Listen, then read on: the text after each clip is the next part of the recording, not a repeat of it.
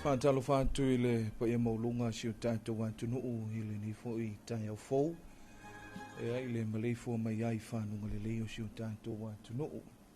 Ea e ui lava I na lau wale tau ia ma tātou wa aia fo I ti munga wapalasi.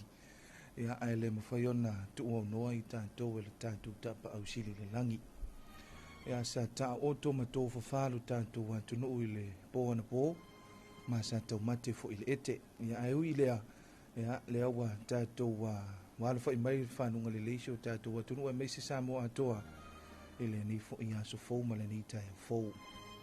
E ole mea lea ia tā pena o tātou loto ma o tātou wanganga tātou whaafteia le anga leima le anga lofo le tua whamanuia fo I le fo launga Samoa I le ni aso I tiu te fo I manga luenga ia ole ni fo I aso fau. Ia ole tātou tapo inga ole tua wa saunia ma tā pena ina lana au auna le sunga I le whaafiangainga ia Reverend Maunga Motu whailau tusi e kalesia so fatasi ia wafo I se upu folo e to matawina ai ia le tātou folaunga ia I le nei fo I aso fou ma le nei fo I tai au fou usi mai le whaafuganga le tunu o le tātou tapo inga I le tua.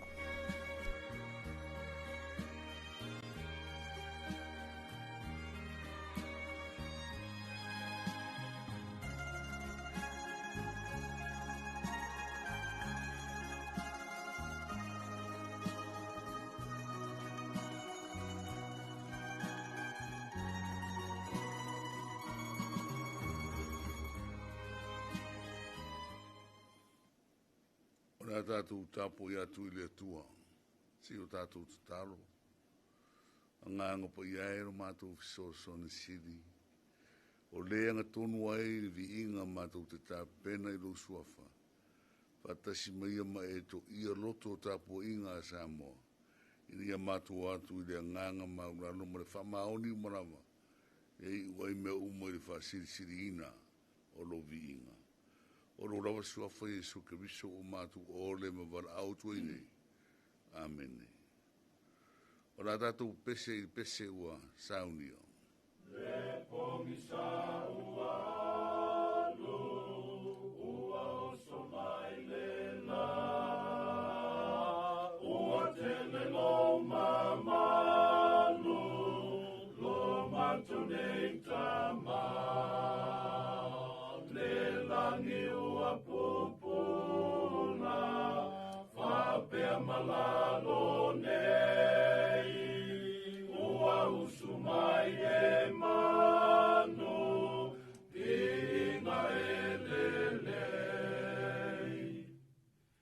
La au mawao ua funga, ua pua I na mai, manongi ese ese, ua mato fia fia ai. Ma e wanga luenga, ma e rota si mai, ua mutulo walofa, ua mato manui ai. E fia fai taulanga, fia fai le whawhetai, le ali le alofa, le tausia pea mai. Ua whawhetai alofa, mato te whamanu, leo la ele uma, ua au mai e Yesu. O le whaitawina o le tuspa ia. O le tuspa I tau mo le nei tae ao le aso ruru rei, aso rua sifuru le valu o Januari. O lo maure le tusi e lua no fo I ngā tupu, o le mtau po I fitu. O te whaitawina mai, le whai upu mumua, e whaangata le sifuru le ono, o te whaitawina nisi o whai upu, o fionga pa ia ro tātua ri. O whai ue Solomonanan te talo, o na pa ui foi lea o le afi mai le langi. O wha umatia I le tauranga mu, ma tauranga. o tumu fo i le fale i le pupulo le ri. O le me fai fo i le au fai tau langa, o na uru fale i le fale o le ri. Awa o tumu le fale o le ri i le pupulo le ri. O i loa i le whanunga Israel uma, o le afi o pa uifo, ma le pupulo le ri i lungo le fale. O na natu whaapa u whao o i le i pai pai, ma natu ifo, ma vivi atu le ri i o whape atu. A wai le lei o ia, a wai whaava vaurava, rona rofa. O na whaitau rangare i luma o le ri, o le tupu a toa marinu uma, o whai e Solomona le tupu, o le tauranga o povi, e lua se furu afe, ma afe e lua. Ma maa moe se rau afe, ma afe e lua furu. O whauru whare i nai le whale o le tua, o le tupu marinu uma. O na whaari mai leo le li a Solomona i le pō, o whape mai ia te ia, o au whaalongo i lau talo, ma ua au whiwhiria nei mea, mo au e whai mawhale, e whai ai tauranga. A whai o te pupuni le langi ma ua le ua ai, a whai fo o te whai atu i se a kawa e whao matia le whanua, a whai fo o te tui nātu le wha mai i ronu, a whai e wha mau laro ronu, e o ta ua i rongoa, ma nātou te taro masai i ili a te au, ma li liu e si o rātou wara leanga, o na o wha alongo i lea mai le langi, ma wha maa ngalo i a rātou wanga sala, ma wha ola ina ro rātou nu. O le nei e vava ai o mata, ma li liu o ta linga i te talo e whaia i nei mea. A wau o whiriwhiria, ma wha pa i ina nei whare, ina ia i ai ro i ngoa e wha wau, e wha sanga i fo i o mata, ma ro loto i aso uma. Wha muria mele ngango le tue ana whiongo whaita wina o le nei tae au, ma le nei aso, ia tu maupero na suafarvi inga e wha wau lava. Amen. O le au tūro iai mo le soruru nei, o lo whape mai, o se tūlanga maurunga, ma le lapata inga. O se tūlanga maurunga, ma se lapata inga. Ia e lua vaenga nai au mai le tatu, mana tu au tūre nei tae au. O se maurunga, se meo si tia iai le tautua le tangata, ia po winga foi o si tangata. Ia ato ai ma se rapata inga o lo sawa i tua. O le mea maurunga le o tupu i mta upu ne e fitu. Aua o le sa whai e mta upu e ono. Le ta talo a Solomona. O le ta talo e whapa ia mai le manu manu, po le maota, po le whano le atua. Ma ia whatau nuu e le atua mea tonu uma morona nuu. Israel. Pe a ta talo ai whale nei. O le ta talo na matua whaia ma le au ngani, ma le loto mauralo, e tumu i whatuatua, ma le loto atu i le atua, le tupu o Solomona. Io e, o le ta talo na le sa whaia le mta upo e ono, ai o mai le mta upo i fitu le tatu whaitau i nei. Ua mai ar te talo, ma ua tali le tua i le te talo a Tavit a Solomona. Tua ta lia ma le loto whaafetai e le tua le te talo mai alana au auna o le tupu o Israelu, o Solomona fui lea. O le mea o tatou loa, le mea maurunga o si tia iai e le tua Solomona, ua ia ta lia ina ua pa ui foreafi, mai le langi, ma wha umatia ai le tauranga. O rona inga ua mū le tauranga, ua wha fofonga le atua le tauranga pa ia, na o sia e Solomona, ma rona nu. Ma ua aia foi le nu o Israelu le pupuna o le ri, e matua mata utia le pupuna si siresi. Pi fona wa aia e profeta Isaia, te imina wala awina i o ia. O se pupuna na matua, tau le me whai e tangata, o na o i to tonu o le manu manu. ona ua talia i le atua, le te talo na whaia mo le loto, Solomona. Ia o le angangana nā o le mea maurunga ua tātou wa aine iai. Mea maurunga ua si tia iai e le atua rana tangata. Ai o le ana le lapata inga. O le lapata inga o lo sauru vaenga, muri o le vaenga le tusi whaitau na tātou whaitau ina nei. A whaiwa mū le lātou tauranga. Ia lātou whai e pe whapena. Ia lātou fia e osi le tauranga ma le whamaoni. A ua iai ma le whamasinonga ua tui o lātou ruma. Whawhepea le whamaoni ni sitaimi. Whawhepea aru le osi atua ma le whai atua. Ai te o to ifo ni tupua i ruma nai. O le lapata inga na e saura wale ami o tonu ma le alofa o le atua. E sau foi mana na whamasinonga.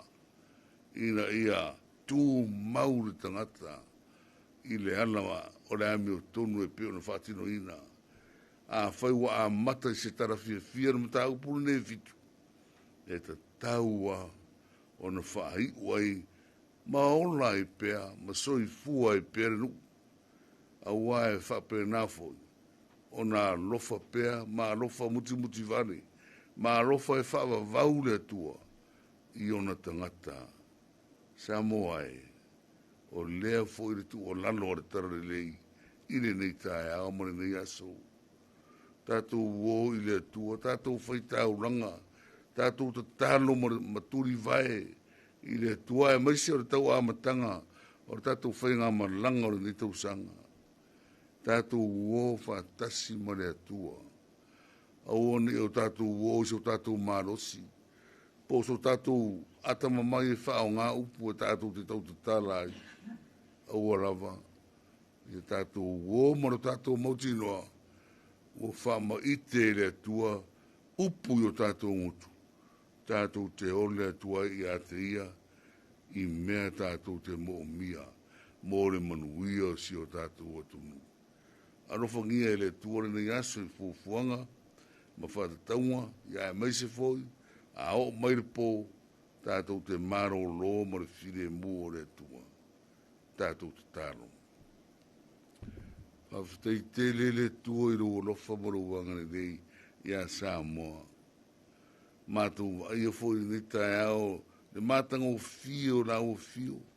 Ina o tō maiti munga o wanga e whasu suai, le whangai le ele, ma le tonga vau, o le sami, e whawhanga ina i fui o mātou vai tawhi, ia e maise o le tangata mai mātou uma o lau whanau. Tā ua le timu ia i mātou uma tai tō tasi. Whawhetei te le tue le walofa ia Samoa. Ai maise fore nei tae au ma le whi au tā ua. Ua e si tia mau lunga ia i le tūlanga o le tangata. Ina o te tano atu maturi vai ma le whamaoni ma le loto maurano ma le whatua tua i lau o fio. E te whaia me siri mo le nuu. Whapena whona mātou au ngani i lau o fio ma le te taro ma le loto maurano. A lofa mai le tua i a Samoa i rana whoraunga o le ne tausanga wa amataina. Auani o mātou wholau mo lo mātou whanonango i lo mātou i loa po le mārosi wharatangata. Poro mātou guata mai mare poto wharatangata. Aua rawa. Ia mātou whanango lango. I manatu ma upu. Ma mawhau whaunga tō mai e lau pule. Ina ia mape nauna mātou ole atua i lau fio. E te talia i mātou. Ia mātou maua le loto maurano. Ia whengarangare ai ma oi ai. Ia mawhana whana mawhutanga i tonu a inga. Tonu o nuu. Tonu e kāne sia, ai maise foi tonu le malo, i upu whai tonu le pāne mene, lau au na pāne mia, ma sui uma le pāne mene, whamanuia, lau o fio, au whai tonu, ina ia manuia le nei atunu, whamanuia. Ia arofangia furi tāpo i te tāro le kāne sia, so se whata whai tāuranga.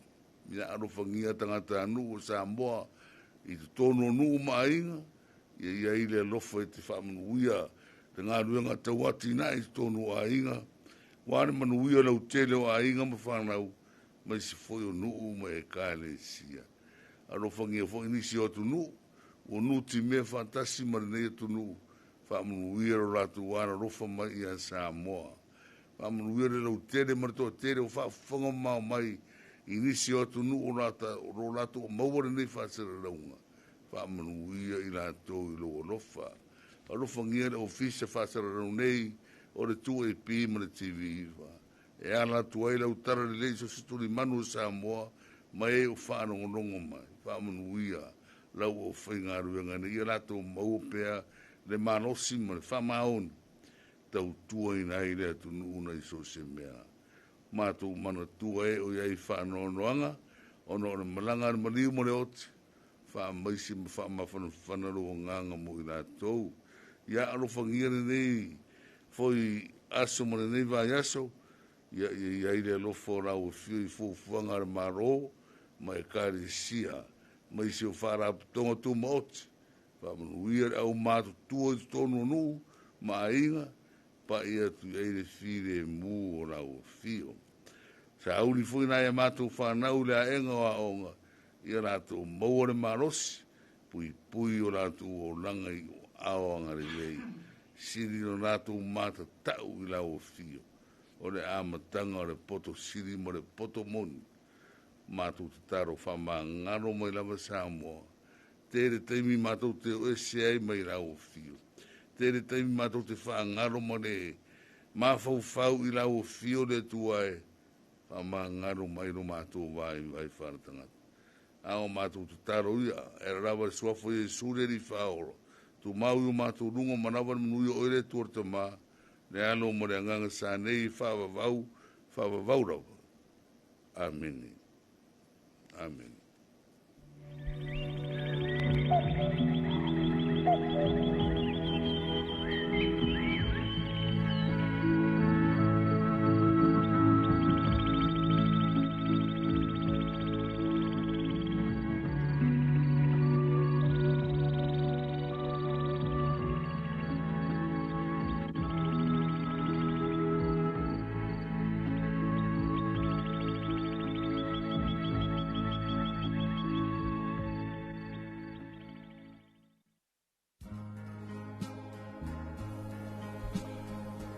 Le na ua whafonga le tātou antunu o i le tāpua inga i le tua i le ni fōi tai au. E peo na saunia ma tāpena ina ia e lana au auna le sunga le whawhianga inga ia Reverend Maunga Motu. Ia ua mo fōi se tātou sa ili whālu manga i le upu folo le tua. Ia ua fōi le fōlaunga Samoa i le nei fōi tai au ma le nei fōi aso. Ia ua fōi so tātou ai ia i le ai ia o lo tātou aliki. Ia po o le tātou atua lea. Whamanuia le tua i lo sunga le whawhengainga, me se fōi le ngāruenga o le tua, ma le vala awina, e whapenao, na utupopo ina fōi le tō whapa ia, me se fōi o le maua le malosi, ia awale vai mali mai o le ngāruenga o le tua. Vi inga o le tua e tawurunga tuai, ia ma whamae a toi fōi, ia le tātou taimi, ia mō le tāpua inga i le tua, whanga solo i lea, ia o le tātou polkalame masani o le nitai au.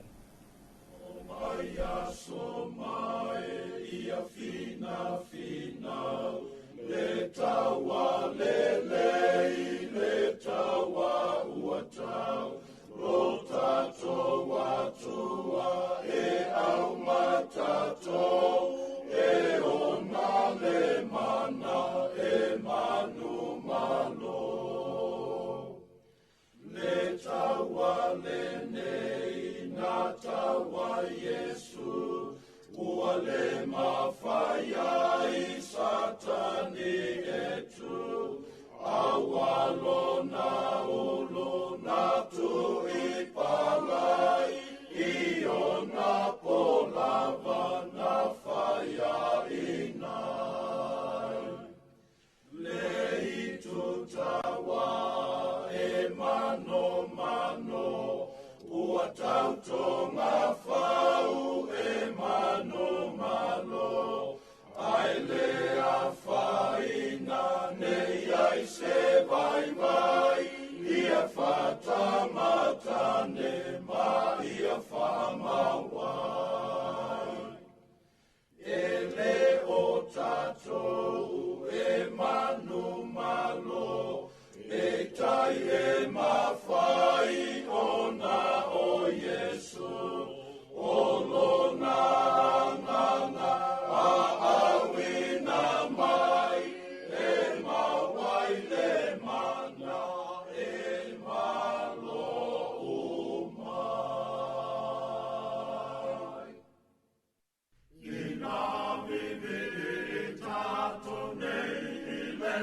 ia i tatou. O mea tua lava ia tatou whamanu ia matatau i tatou nei, ia i fofo i mama whawhau, i leo purea i tatou, le tupu o le whaavavau. Na tupu lava ia te ia o mea unga ilunga, o mea foi i lalo nei, o ia na tupu tupu ai, ia matatau i tato nei, ia i fofo i mama whawhau, i leo purea i tatou, le tupu o le whaavavau. Na mua mua rapa ia mea sena ia tupu ai, ele ai so na ulu ai, e so i fua pea ia, ia matatau i tato nei, ia i fofo i mama whawhau, i leo purea i tatou, le tupu o le whaavavau. Tatou whina watu ia, e le ala whaingata, se ia sao atu ai, e mao tai lunga, tatou whina, tatou whina,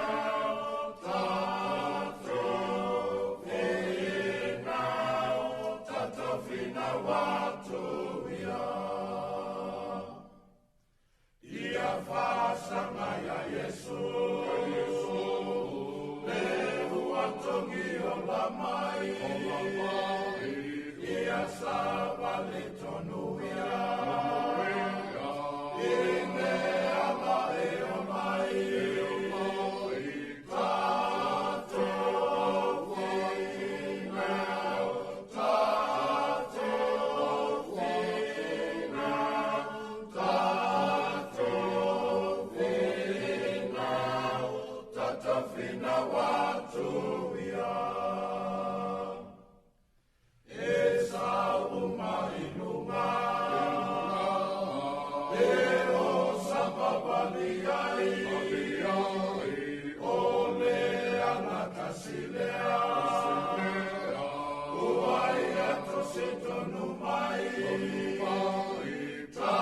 tatou whina, tatou whina,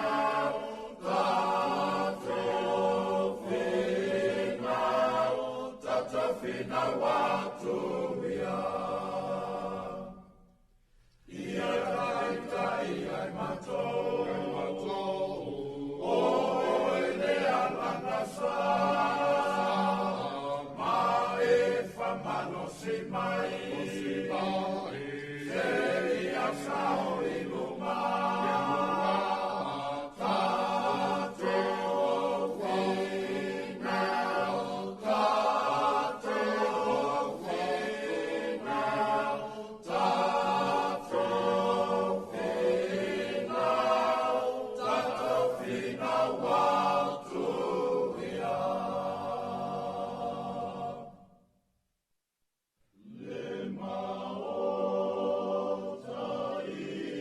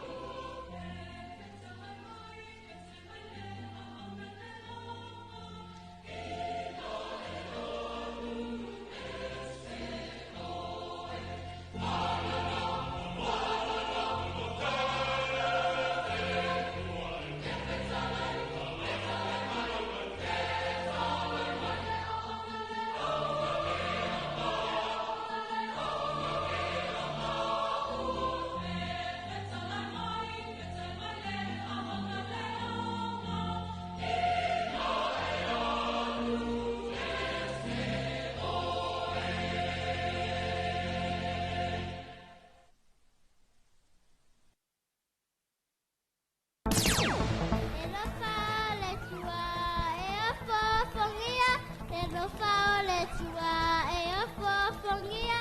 Le lofa le chua e ofo fongia.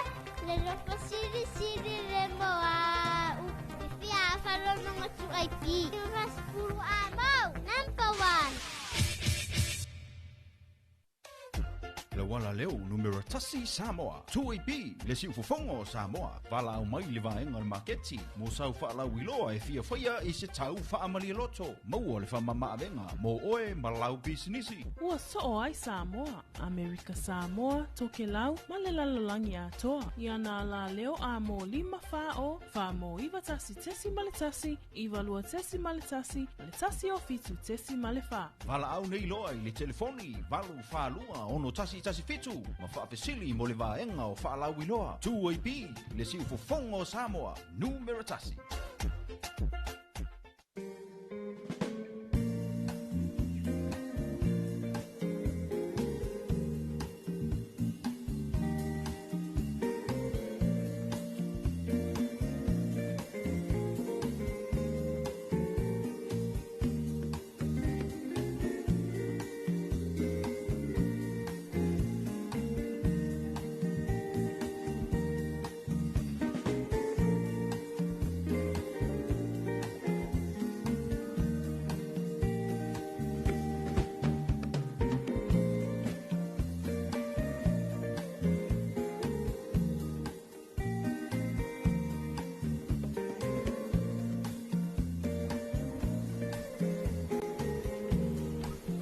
Tamale wati ale tautua malamunanga lawala leo le si ufonga o Samoa leo wa toi se fulu malua minute o na tane o le itu na fitu tali tonu ea ua papena foi o na matalia foi nisi o tiu te mga luenga me se foi o le malei fua mai ai whanunga le leo si o tato wa tunu e ui lava i na tato moli mawina winga lolo wao le tau ia e whaafitai le alofa maleanga le leo le tua ea ua maua foi le nei aso fou ia i tiu te foi mga luenga o si o tato wa tunu whaatalofa mo whalofa tuai ia ilpa ia maulunga o si o tato wa tunu ia a mese ai ia whaatalofa tuai ia matamai lava i o nao si pa i o na iu ia i tūlanga whaalupe lupe ina o si o tato wa tunu ia a mese foi tūlanga o le nei foi vaenga o le taiao ma lor soi fu manuia ma le langi mama ia e mese ai ia o se isi fule nei o whapoponga ia o le tautua ma le unanga la wala leo e mese ai o le tato porklame o le talofa Samoa ma lor soi fu manuia ma le langi mama ia whaatalofa tuai taitai si o tato wa tunu ia e mese ai ia o taitai o e kalesia i so se whaitaulanga so se whaitaulanga i fia o lo whapenao na whaafale le malu whaafale turuia ia a walawa le tala ina o le tala le li o le li whaatalofa tu foi ia in le tawhatolu o le whainga malo Samoa le fionga i le ama malu le malo ia mbese foi o le fionga i le taitai o le atunu le fionga i le palimia le mamalu i le kapeneta ia mbese ai whamalon whaatalofa tu foi ia i le fionga i le fong fitalai ma le sui fong fitalai mamalu o sui whaipule uma o le maota whaitula fono Samoa whaatalofa tu foi i le fionga i le whaamsino sili le perestene me se foi le tatu vaenga o le po le mtanga luenga foi o famsinonga me mta uputau famsinonga ele vanga luin foi e a fatalo fam famalo atu si tatu wa tunu e tupu matmali fale pon falaunga fale tu mtausi e me se foi e a o le fana witi malor so fo manuia malelangi mama taltonu e a ua maua se saili fanu manga e a ua fapena foi on maua ia se tatou manuia i le upu folafola sa laugaina e lana auauna ma le tatou tatalo i le tua ia i lenei foʻi aso i tulaga foʻi pei ona iai ia le tapuaʻiga ma le tatou tatalo i le tua pei ona saunia ma tapenaina e lana auauna le suga i le faafeagaiga ia Reverend Mauga Motu failautusi e kalesia so o faatasi ia ua foʻi lenei vaega o le taeao tulaga lava ia o lenei aso ia e le o vaaia se tulaga uiga lelei o le tau lea e moli mauina ia tulaga o le palasi ai o timuga ia i lenei foʻi aso ia o tulaga lava o foliga vaaia ia o le mamafo o timuga ia ma le vaaia o vaega foʻi ia o tulaga uiga lolo wao le tau a tautonu se ia mawhaafonga le tātua tunu ia i se tala o mai o le tau ia wa fo i tiu te mawhaiva ole ni fo i a solulu la to ia.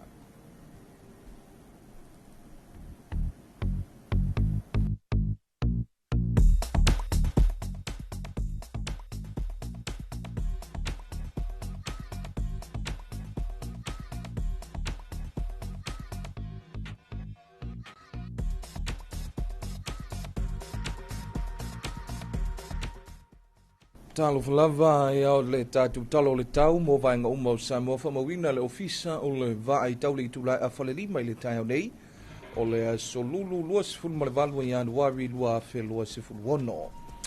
Winga o le tau o se vaenga whaatupula i o feta ia inga o sevili ma timunga o loo uaha ngai mai ia ma ngai malia mai i le atunu whaatasia i au ma timunga e a fiai nisi o taimi. Fautuanga ma lapta inga. Lapta inga mo timunga mafalo fa malusia pea mo lau whanua uma o Samoa. Lapta inga mo lo longa o loo fa malusia pea mo vaitafi mano whanga mo le lalo. E a fiango fie.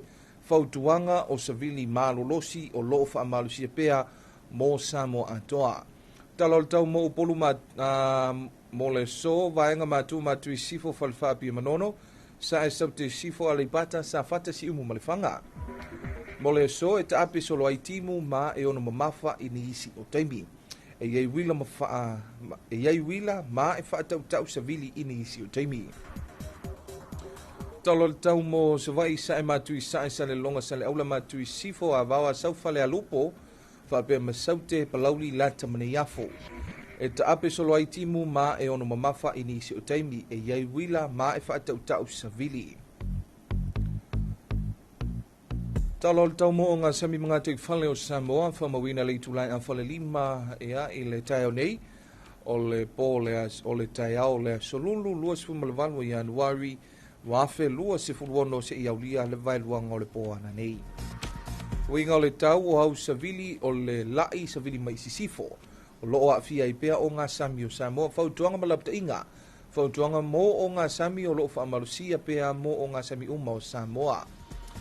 Se vai ngā te whale ma o ngā sami mātū mo le so le a hangi le lai to e lau sa vini mai mātū i sifo, lua se fulu lima i le tolu se fulu kilomita le i tū la o ngalu mauma, e lua te si male lima i le tolu mita lona maulunga. Ngā te whale ma o ngā sami i saute, mo le so o le a hangi le lai o le lai, sa vini mai si sifo, lua se fulu lima i le tolu se fulu kilomita le i tū la, e lua te si male lima i le tolu mita i a ngalu mauma. Tulanga tala o le tai le nei taimi i o le taimi le nei o lo o sua tutu i le tai. E le fuafuanga o le lua sifun minute te ele i tula iwa i le tai au nei o le ape ele le tai o na toi sua tu i le o le tai le afa tonu o le i tula e tonu i apu le tonu sifulu. E ai le awauli o le so na toi pe ele le o le tai i le poana nei le sifun maneiva minute te ele i tula e sifulu. Talo tau mo le atu to e lau saunia le official va ai tau le tūlai ono i le tai nei a solulu lua sifun malawalu i anuari lua fe lua sifun wono. Lapta inga mo savili malolosi o loo whaamalusia pea i lunga o onga sami o le atu to e lau ma ua whaamalusia nei mo lau whanua uma o le atu nuu. Winga o le tau o se vaenga pea uma o le ea whaatasia i au mati munga o loo a fiai pea le atu to e lau. Wa inga i le tau mo to e lau se i au lia le vailuanga o le poa nei. Mo lau whanua uma ma o ngā sami ea o savili mai mātu i sisifo e tolu sifulu i le 5 kilomita li tu la. O savili e whaatautau e tusa ma le 5 kilomita li tu la ia i ni isi o teimi. O le sami e sou wha solo i na matu asi isi. E ti munga ma e mawha i ni isi o teimi wha pia wila ma whai titili e ono i ai. Vainga i ona tuatu o le a wha awau pea ti munga wha pea wila ma whai titili.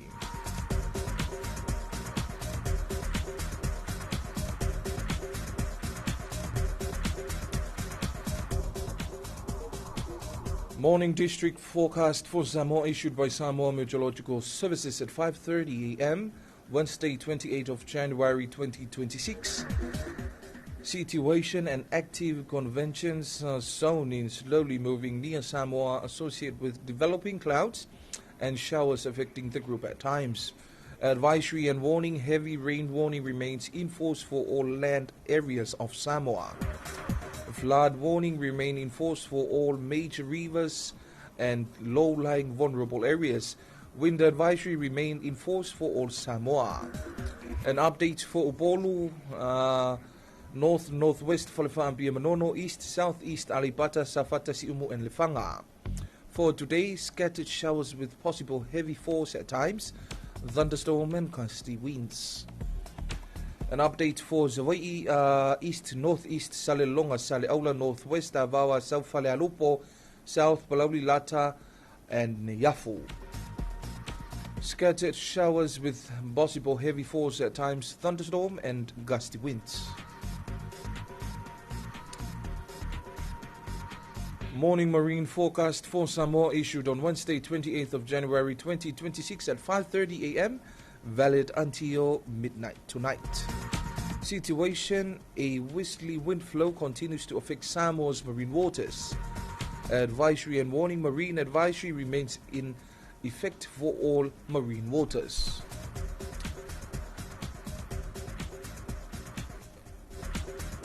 A look to the northern marine waters for today. Wind direction northwesterly. Wind velocity 25 to 30 km per hour. Waves and swells of 2.5 to 3 meters. Southern marine waters, wind direction westerly wind 25 to 30 km per hour. Wind velocity and waves of 2.5 to 3 meters. Today's tide times for Samoa. High tide was 3 a.m. in the morning. Low tide will be 20 minutes past 9 in the morning. High tide will be 3:30 p.m., which is afternoon. And low tide will be tonight, 19 minutes past 10. Morning forecast for Tokelau issued by the Samoa Meteorological Division at 6 a.m. Wednesday, 28th of January 2026. A strong wind warnings remain in force for Tokelau waters land areas. Situation: a trough of low pressure with associated clouds and rain continues to affect Tokelau. Forecast to midnight tonight for Tokelau. Over land areas and waters, northwesterly winds of 20 to 20 knots, gusting to 30 knots at times. Rough to very rough seas, occasionally rain, heavy at times and squally thunderstorm. Further outlook: rain and thunderstorm continuing. E au le nā pe o nā whaafonga le tātou wantunuu ia i le tātou tala ia la tamai o le tātou tala o le tau ia wa foi ia si o tātou wantunuu a meise ia o le atu tokelau ia mole nei foi ia so lulu le so lua sifu malvalu le nei ia o Januari lua fe lua sifu luana o talitonu ia ua tele i nā husu mai foi le to tele ia i tiu te foi manga luenga o le nei foi ia so lulu la tau ia le o ngā tutonu le nei vaiaso. Ea o tūlanga lava leo le tau pei fo i ona matalia mai le nei vaiaso.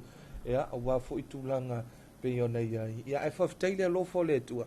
E oi aina tātou wa aia winga longlo wao le tau. Ia ae o le nei lava. E whabena o na manuia le fo launga Samoa amatanga o le nei tausanga. O le nei waluasu ma le valu aso talu o na tātou iai tutonu o le nei tausanga. Ia ae le o whabena lava on tula fo ina i tātou. E whiawhia e whatalofa mau whalofa tuai. Ea initial mamalo si o tātou watunu o lom whain. O na mafuta mai whantalofa tu ia Silia Paulo. Ea malo se fo manuia, good morning. Lia i aso alofa. Manuia whainga loto o le nei tae au fau. Manuia le upo folfola saunia e le o si taulanga. Manuia te ute mawhaiva. Whea ngai ai. Manuia fo i le porkalame whaanga solo. Whea ngai ai manuia le whaafofonga o le atu nuu ia manuia fo ile nei aso. God bless ia whamalo atu le liai matile mantiasi malo lava i lausunga whaafenga ia malo lava i lausunga il whaafenga inga mole upu fola o le nei fo i tai au ia talofa atu ia i lausuga feagai matiu te mafuta mai ia inai Amerika Samoa faafetai mafuta mai ia malo lava ia faatalofa atu ai foʻi le tatou mo tuisesa'e ia mai alialia'i lava taeao manuia taeao fou manuia polokalame faagasolo feagai ai faafetai foʻi mo le upu folafola saunia le faafeagaiga ia lenei taeao manuia alofa atu manuia tiutu mafai vafeagai ai God bless ia faatalofa atu le suga ia seta vaia taeao manuia tiute mafaiva o le afeagai ai lenei aso faatalofa atu i paaga uma faatalofa faapitoa i sio matou tinā matua ia vine i vailele fai ualo taeao manuia le alofa i le alofa taʻitaʻi o lo tatou atua manuia tele tiuti magaluega o lenei aso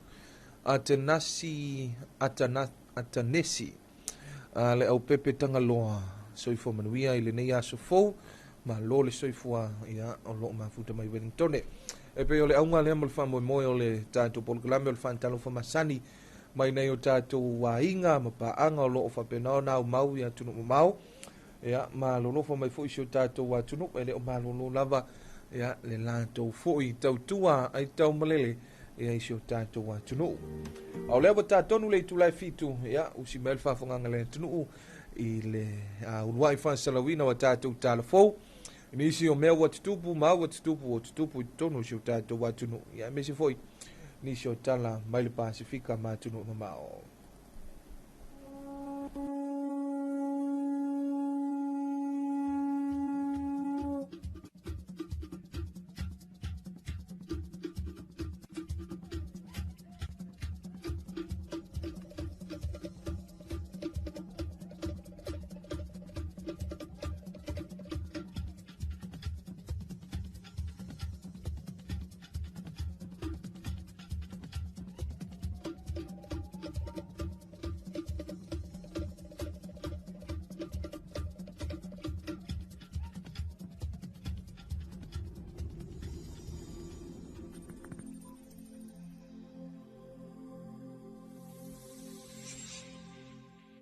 Talafalava o talafau mai vai whanua, o le mato le vai, e toa i ai le manino a wā le tautua ino le atunuu. O mawhauwhaunga na ua mai whaatasi ai tu tino ese o le matangan wenga o le soifua maloloina. Masi itia whaatasi la latou taulanga whaafetai e alai le sauninga lotu e le ngato le sula ina o le alofa o le atua i le wholonga. Ai o le whaatangsia o lana taita inga i ngā ruenga whai ale au whi ngā ruenga. Mo le isi se fulu ma le lua masina. O i tu aso wha penei, e atangi ai le ngā lulu e whaatasi ma le loto ngā tasi. Amata mea i le atua ni tau sanga. Tātou ma le tātou au nanga le tātou atunu. Tātou au nanga fo i le atua. O loo fo i lea talitununga. Ila ia tātou tangata o wala au e le atua. O le ia wha moe le tātou o poto. Le ma whaina whaise mea pe au noa ma le atua. Na o mia tātou, le nganga pa ia ta ina mea uma. Soifua maloro ina fo i Samoa, o loo nofo i lunga o le tātou tātou lunga i le atua.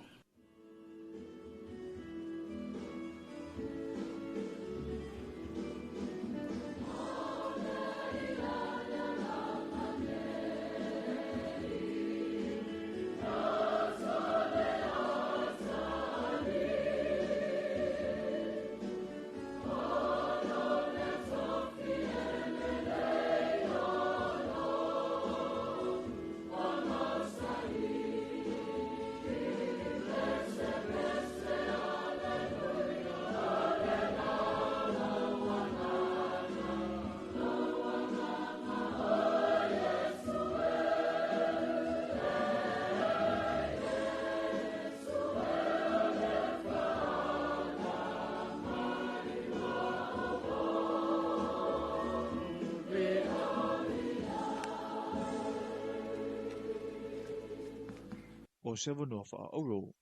Mo le awhionga le pāle mia e wha mautu ai i le matanga ruenga ua ia isi o la tumana o ngā. Ua talia ma amata wha ngā solo ai le tali ar kāpeneta. O le whailunga lava lea o le whaata ua e taita i o le malo o fo mai, tau si soifua, ma so se tasi o ngā lue i mautanga singasei. Wa umana whatatia por kalame mo nei lima tausanga, a mai masini fou, a mai fou, ta pena whaleta o tonga fou, ta pena le to mai whaauau, ta pena me uma mo utou, tausi mai, fo mai, au nanga lango, le au tai mumu, le au tai lanu ena, le au tai lanu green, paua leo le tau le mau le tātou malo. O mai la ia e fufui whaatasi o tātou lima e tautua le tunu.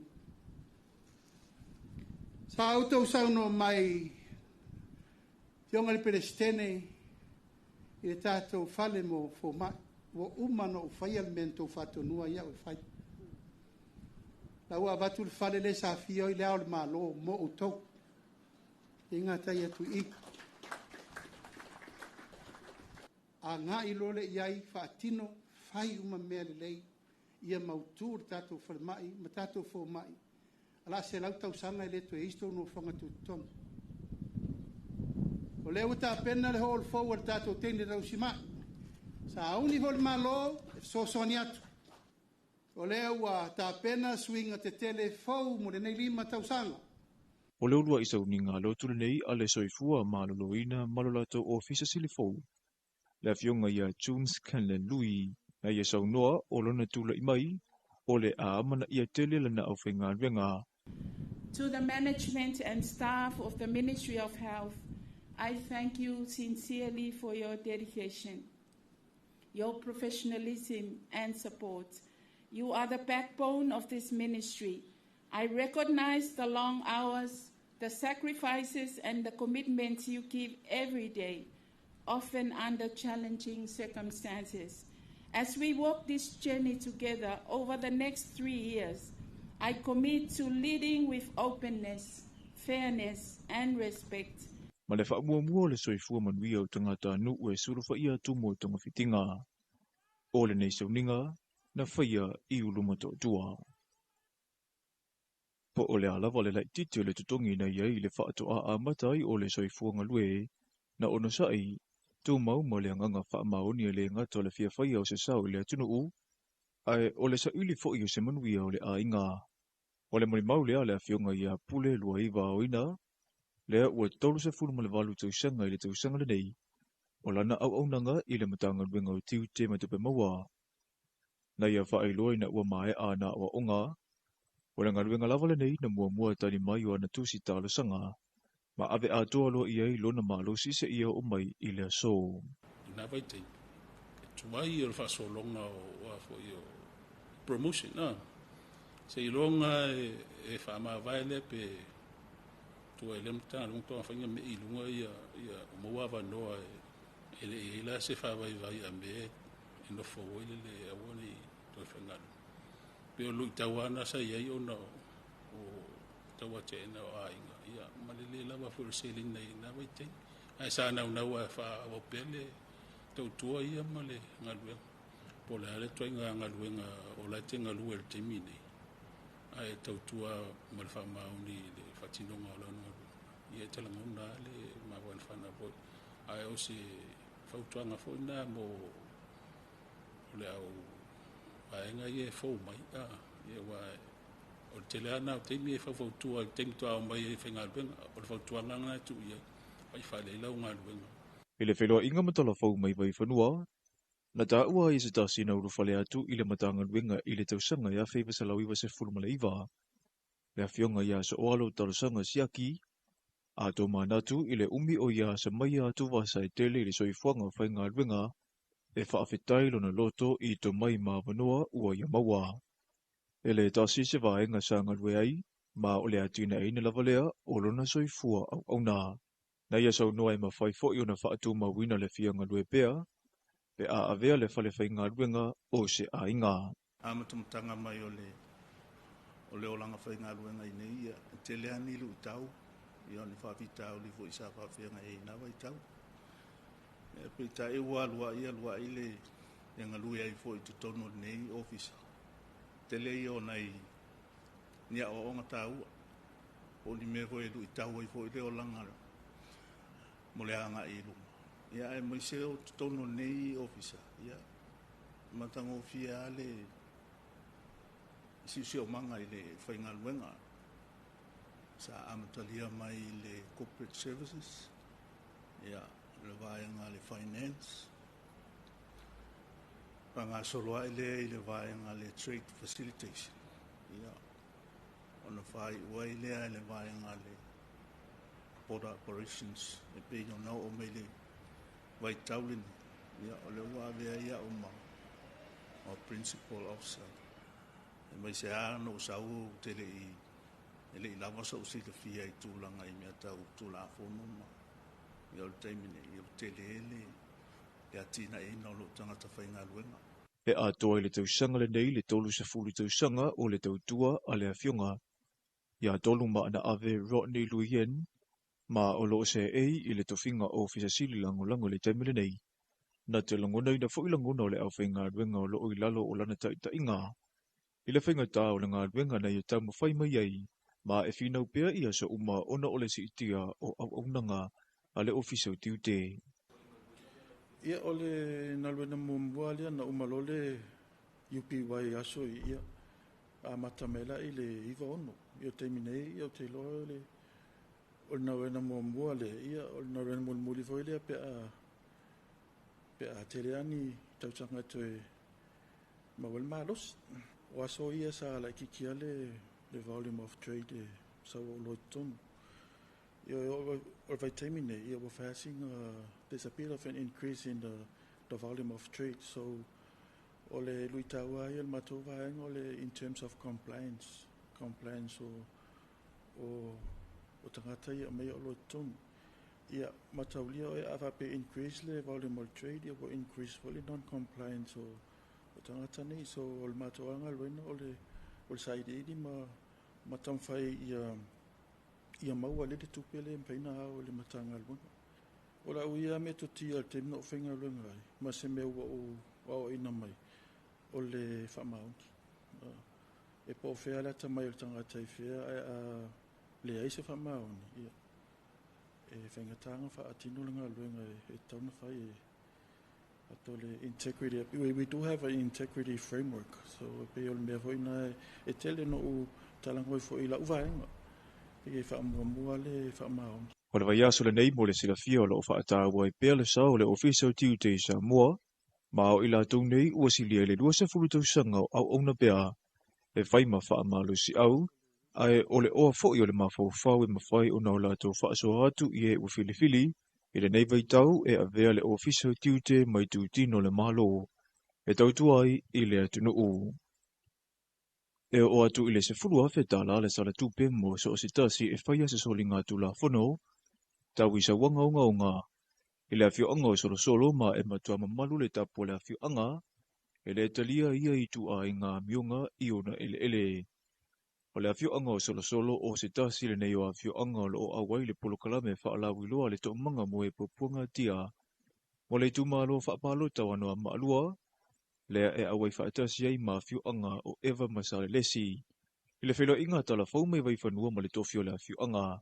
Na saunua ai le tau o leo o atu o le semina, e lima ta ina i le awhio anga le whaafoina wana tula whono, whaapea whaasalanga e aunga i mea nei o sauanga e whaasanga i so o se tangata soifua.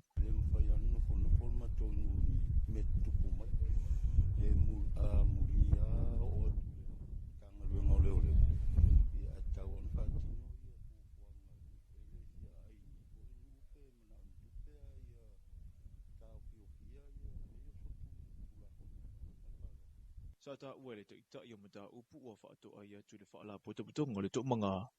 O lo oanga i lava ilunga le numera o tangi e whaato ai atu, Mosef Soaswani, ma ua le whaatalinga tuli lava le whaala putonga i le surufa i atu, o e ua awhia.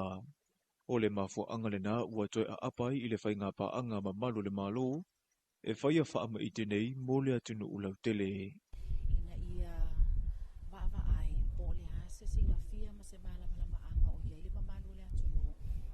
Senga o sawanga o lo ia i taimine awa o te loa o le to tele ile ma ole anga noi malama i tu la fono tu a inga sawanga ia whataita inga o le tele o le taimi e whaapea ia le tōtero le maru le atunue e le leile le pō po le sasa po le tango atu se la au po le ase pe vahe sasa ia lo ma whanau ia mo le lautele lava atono o le lato malama lamala iai e le usasawanga le tūlanga na o le sasa whaatonu sasa awai ai i le tulafono o le sawanga le bere na mo le whanau ia po le sasa po ele tamao le tōlua tūlanga whaapea na Mo le sila fia, o le aso na nafi na whaailoa i lunga le tūlau a le upenga te whailangi. A le tō manga se whaamatalanga i se tina na onga manu anga ilona tino, ina ua wha o lima ia ilona tō lua, ma ua apa tuai fo i le whaala po te putonga mo se la vea i. Na whaia le whaula sanga a le matanga ruenga o leo leo whale pui pui ma leo la toe fuata ina. I le tūlanga mata upu tau sawanga, o a fuanga, o a afianga, ma awala e tau fia ma fo i ai. I le finangalo le tofio le afio anga solo solo, e le ea iatu o na te itai, i so o se sawanga, e tupu mai i le afio anga, o le mautole e ka le sia wha apota patunga ke resiano i solo solo, o lo o wha atautai ai le nei polo kalame. Tala fauna mo le nei vaengo le aso, manuia fuafuanga o whiangai mele tunu u.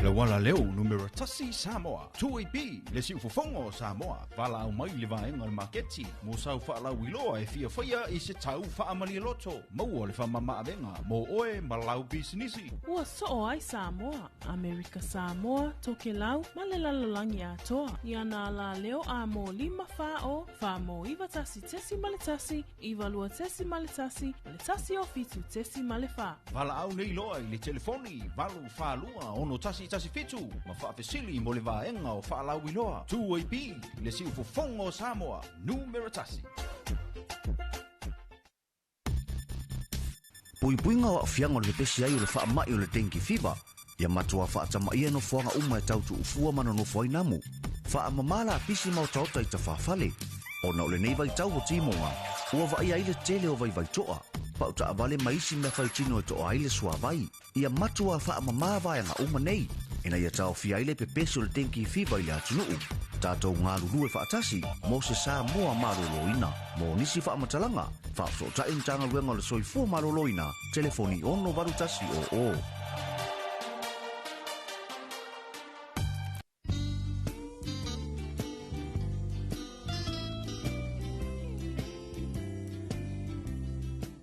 Maloto ina, o whea e usu po ie. Si au te alua tupo le asi la me ta pisa mai ngā taili whare komiti. Palongo le vaenga lua o polo kikian malo, la foi wapo e kumkumu e ngā kai. Mana te le ala, awano le leia le si talo sanga ia i mo se masini fo i le vidi ai la au. Te lo se whalo lolo mau i masini ia. Ui papa, ke haru sā o alai vai teli. Ile whalo loa mo whatoanga, te mawai masini le lei, masini anga tā o oi e kuai. Tai te le lava, o te alua tu lai le whare komiti talo sanga ia. Na o ti e lo le i vai tele se i mata i e masini. Whiu mai loia tātou la lai funga lei, mai tele whapeasa le longa mo le motu tele i sa la whai. Pe wala au mai fo i numero telefoni 225 251 whapeasa le longa i le 5 Pe asi fo i lunga o penga ta whailangi i le mātou Facebook page. Samoa Agriculture Store Company Limited. Samoa Agriculture Store, helping you grow.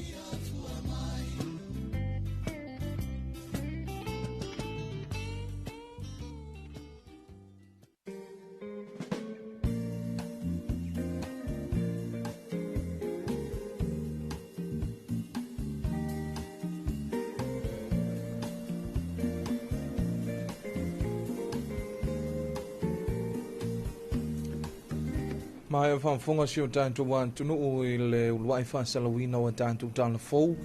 E o le nei fōi vaenga o le tai ao. E ape o na saunia ma tāpena ina e le vaenga o tāna fōu. Ia ma whunga ina atu e le sunga ia matawa ina isa ako le vaenga o tāna fōu me vai whanua. Ala wala leo si ufonga o Samoa.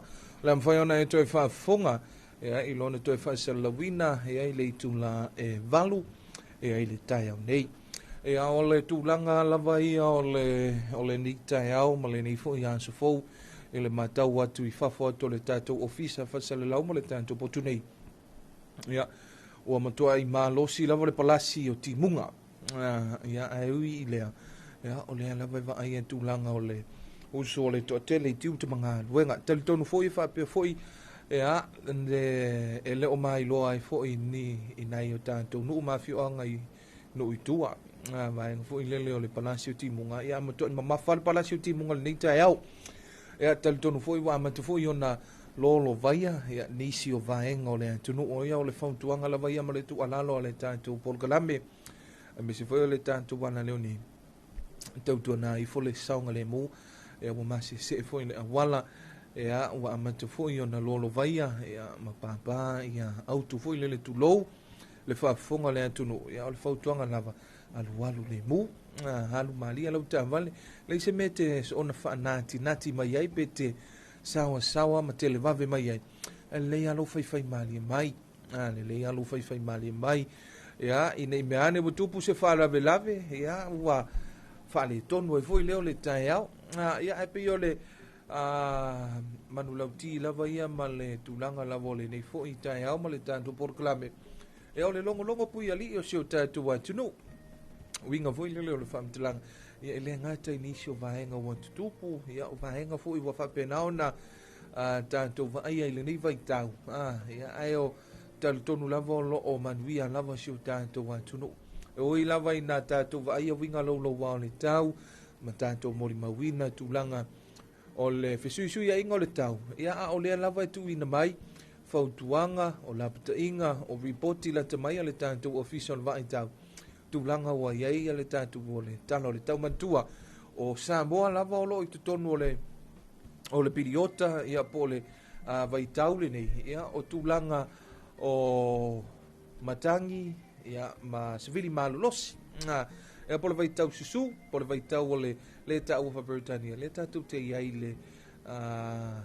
wet season mantua o le vai tau o Aperila ia po mefo ia po mai a foi e ale tau susu o seo tātou atunu pole wet season ai o tonu o le pibiota le nei e a pe ona tuina mai le tātou official vai tau o le vai tau lava le nei e whapenao na tātou mo le mawina i tūlang o le tau whapea ai o le ila wau la ma tau na hoa i le whafunga fo i male mai mo mai seo tātou atunu o le tūlanga le wa iei le tātou tau le temile nei e whai o le timu ia ai fa popo mai marvevela ele pe e timu foi le lentau mo wale malu e mo ia mo wale malu ai vole tutu sa pe ona iai le winga foi le ole tala e te fa no ina la vole vevela foi le pi pa i mai deskai ai o tu langa le na pe o le e fina wina e le tato wa tunu o ia me se foi taita e o tu moto le Pasifika o le tātou lalolangi me se tātou Samoa o le fina wina mtau po swinga o le tau o po o le climate change o le sila la ma le mai tau a isi teita o le tunu ele mo ina mea o te moli mawatu o le teimi lena e fa mnuia fo i le malanga tuisia mani nisi fo fono tanga i le tausanga lua felo so malfa o le maua sia mani ia inisio te ita ia siamani na mantu filo ai ia o lo la tu fina wina vaenga ni e fa pe mai ia siamani o le vaenga ni o swinga le tau le o se mata upu ma ale ali na po le winga o le famtelang ele mama fa vo ile silisila ma le mata o siamani ile tal tununga ia o tanga te siamani mala tu foi ma fo fon fa pe o winga ia o le tau ia o e pe o so fa vai taimi vo ile ele manatu mama fa ia ai ina wa afia lola lesi a aile na ia polisi tete o siamani o ina lo i le tu tonu lava le na o le vainga tonu lava na le na tani tonu le aila e mo ia e mo ia le au ngani ma le fina ua tu pe ona i o tatu o te itai o atu motu o le Pasifika e ama nei motu lai tifo ia le tu tonu o le vaenga o le SIDS po le Small Island Development developed countries ia o ila tona le fina wina vaenga nei o le vaenga la le na ia peila ona tatou mo le mawina ia te tau ona tatou tutu fatasi ia e fina wina ia mata upu fapene ia matulanga o lo ia ia winga o le tau la to ia ai ole nei ua luas fun male fitu minute mo te ai le tula e fitu ile nei taiao ia se sina fa fi fia tolu mai ia fa ho fo ile o le tatou por kalame ia ole nei fo i taiao male talo fo lava Samoa.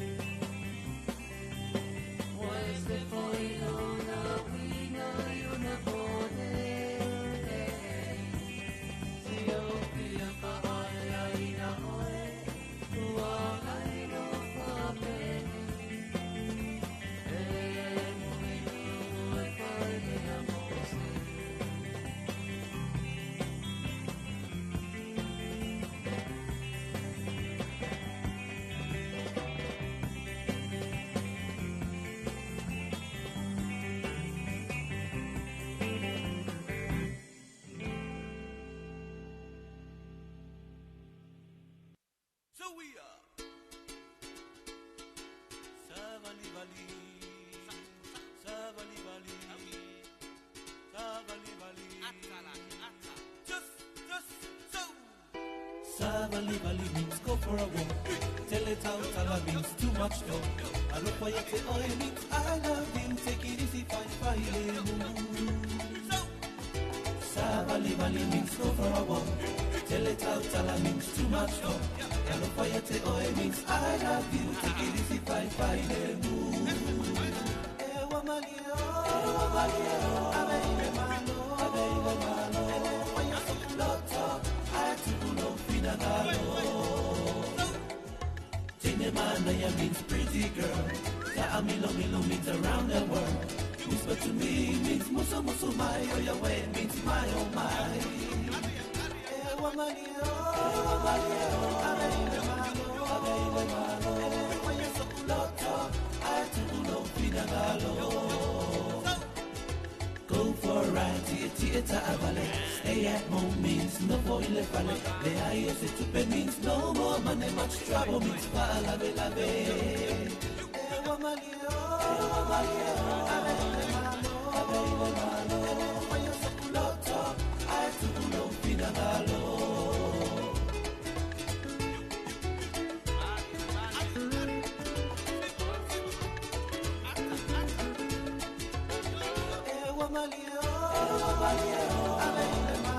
Abeile malo. Ewa sokuloto, atukulo finagalo. Ewa malio. Abeile malo. Ewa sokuloto, atukulo finagalo.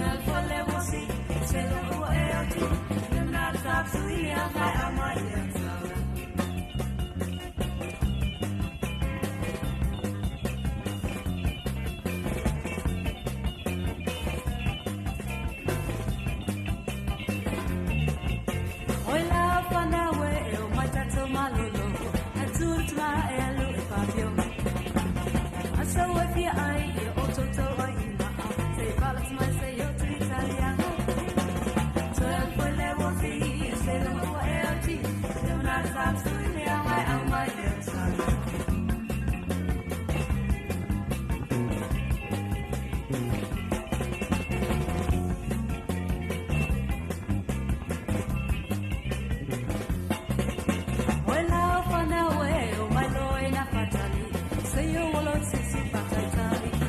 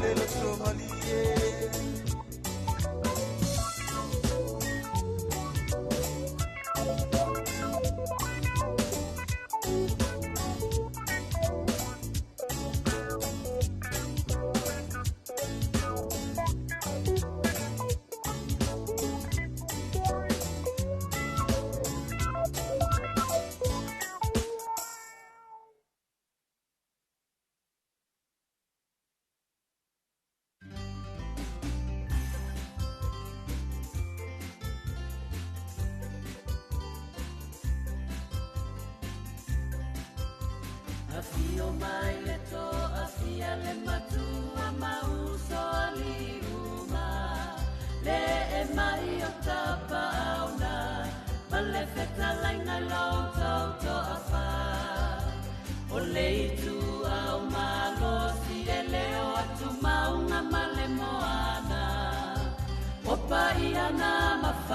tangata o si o ulu pele o whangasa.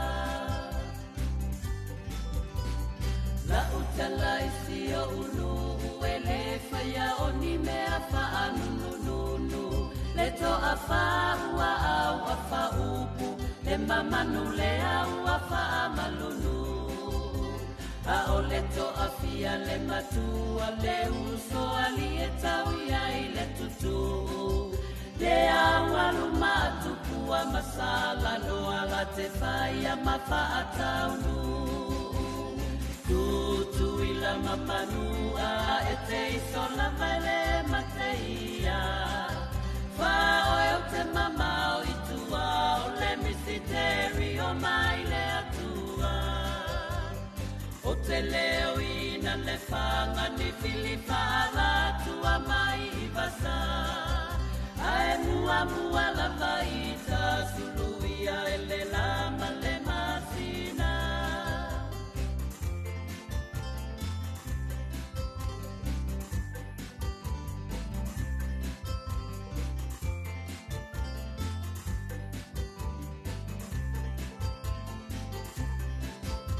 Le toea ina e misi o kamale sao whainga o si taulanga.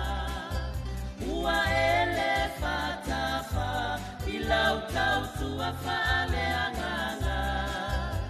Wa e sautia i le ala i le upu whaama whanawhana. Le atoe o le whea ngainga o le tofa mai le atua.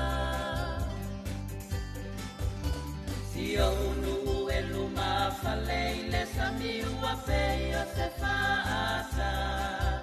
E pe moa i pe a whaata wa tale lama le masina. E ala mai ai la ui a mala umana i mai le atua. O le malae le o le whea lo whani o malae pule ma malae tia. Tutu ila mamanua e te iso la whaile mateia. Whao e te mamau i tua o le misiteri o mai le atua. O te leo ina le whanga ni filipa ala tua mai i vasa. Ae mua mua la vaita suluia e le lama le masina.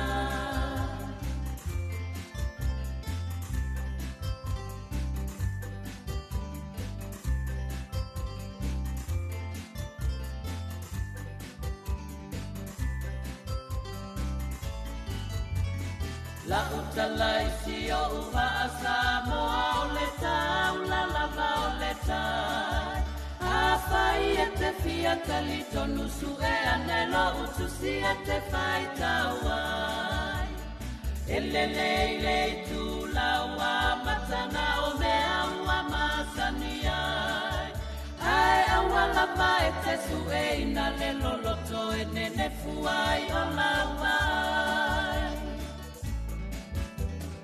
Alo wau wau whainga pei o e se kapete ni Europa. Ua e si ilo tanu, tui lunga o le masalafa. Ua sila mi o Samoa o fili i le taise angamaa. Lea ua au mai o le tali o oe o le tautai matapala. Lili o ua whaamalo i lau tau tua si taulanga. Leta pena ina o le au waa i a malo si tino male manava. Salanoa e matupua malo si taima o ono. Whawhiwhianga mai le au whai besan le puni ala waa. E ai le nei fui vaenga o le tai au i le tautua male unanga le wana le o si ufonga o Samoa. Ina ua toe se 4 minute ya ona tale o le itu la e valo e pe ona mai mo ma sila mai foi le tatu wa tunu tal tonu ya o lo o manuia lava ya to ya le amatanga o le nei fo iaso e a pe foi ona whaafonga ai lo tātou tunuu ia inisi fo por kalame o whaafifianga o le ni tai au whaatalo whātu e le motu tele i salafai ia i le mamalu siu tātou tunuu ia whaatalo whātu le sunga ia mailolonga ia ma le tātou inga i nai vailo palauri ia lena wala au mai nei ia ma i whaapea mai ia o tūlanga fo ia o le tau i le motu tele ia e malu a ia e le leila ia le motu tele i salafai whaapea mai ia laua wa vaia ia le hoso ai le na ia o tūlanga lava e na amatao na timu mai le po ana po fa solo mai le vaveao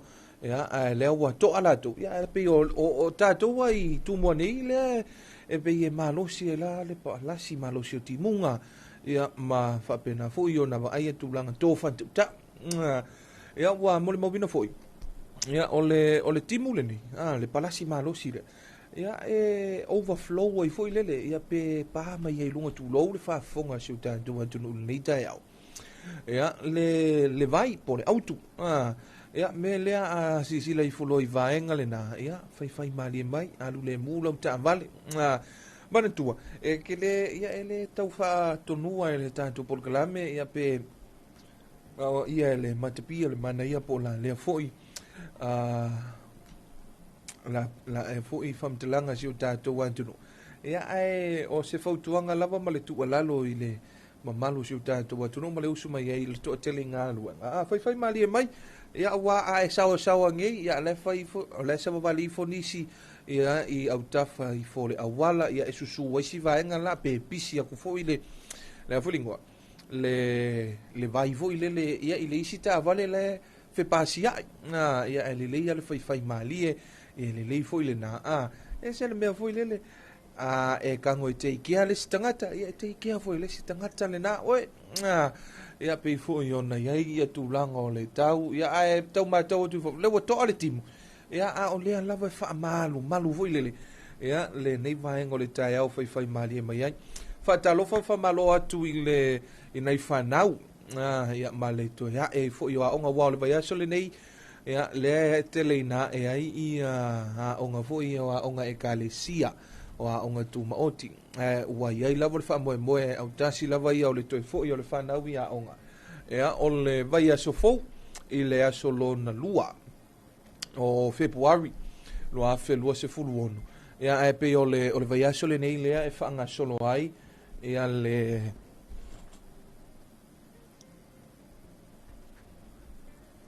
pe o le vai aso le nei le fanga solo i le fonu tanga ia a sunga i fai a onga ia o le tūlanga foi lele e toi lauli liu ai ia mata upu ia ma toi ti mata foi le upenga fotu foi ia mata pena ia le tūlanga o le ai foi ia le a onga ne yanu mfana wile nei foi tepsanga mai sai ia o le nei foi vai aso le fanga solo ia le recitala le Tātou University o Samoa ia po le Enrollment Week ale Tātou University whaamalofa talofa tuai e le fionga i le pule ale Tātou Tātou University le fionga i le ia tuifuisaa ia patila amosa ia me se foi ia le pisengo whaia onga ia ma le pulenga ma le whaingaruenga ale Tātou University o Samoa ia ma ila tō foi leo wa to va atu ia wa foi tu lango resitala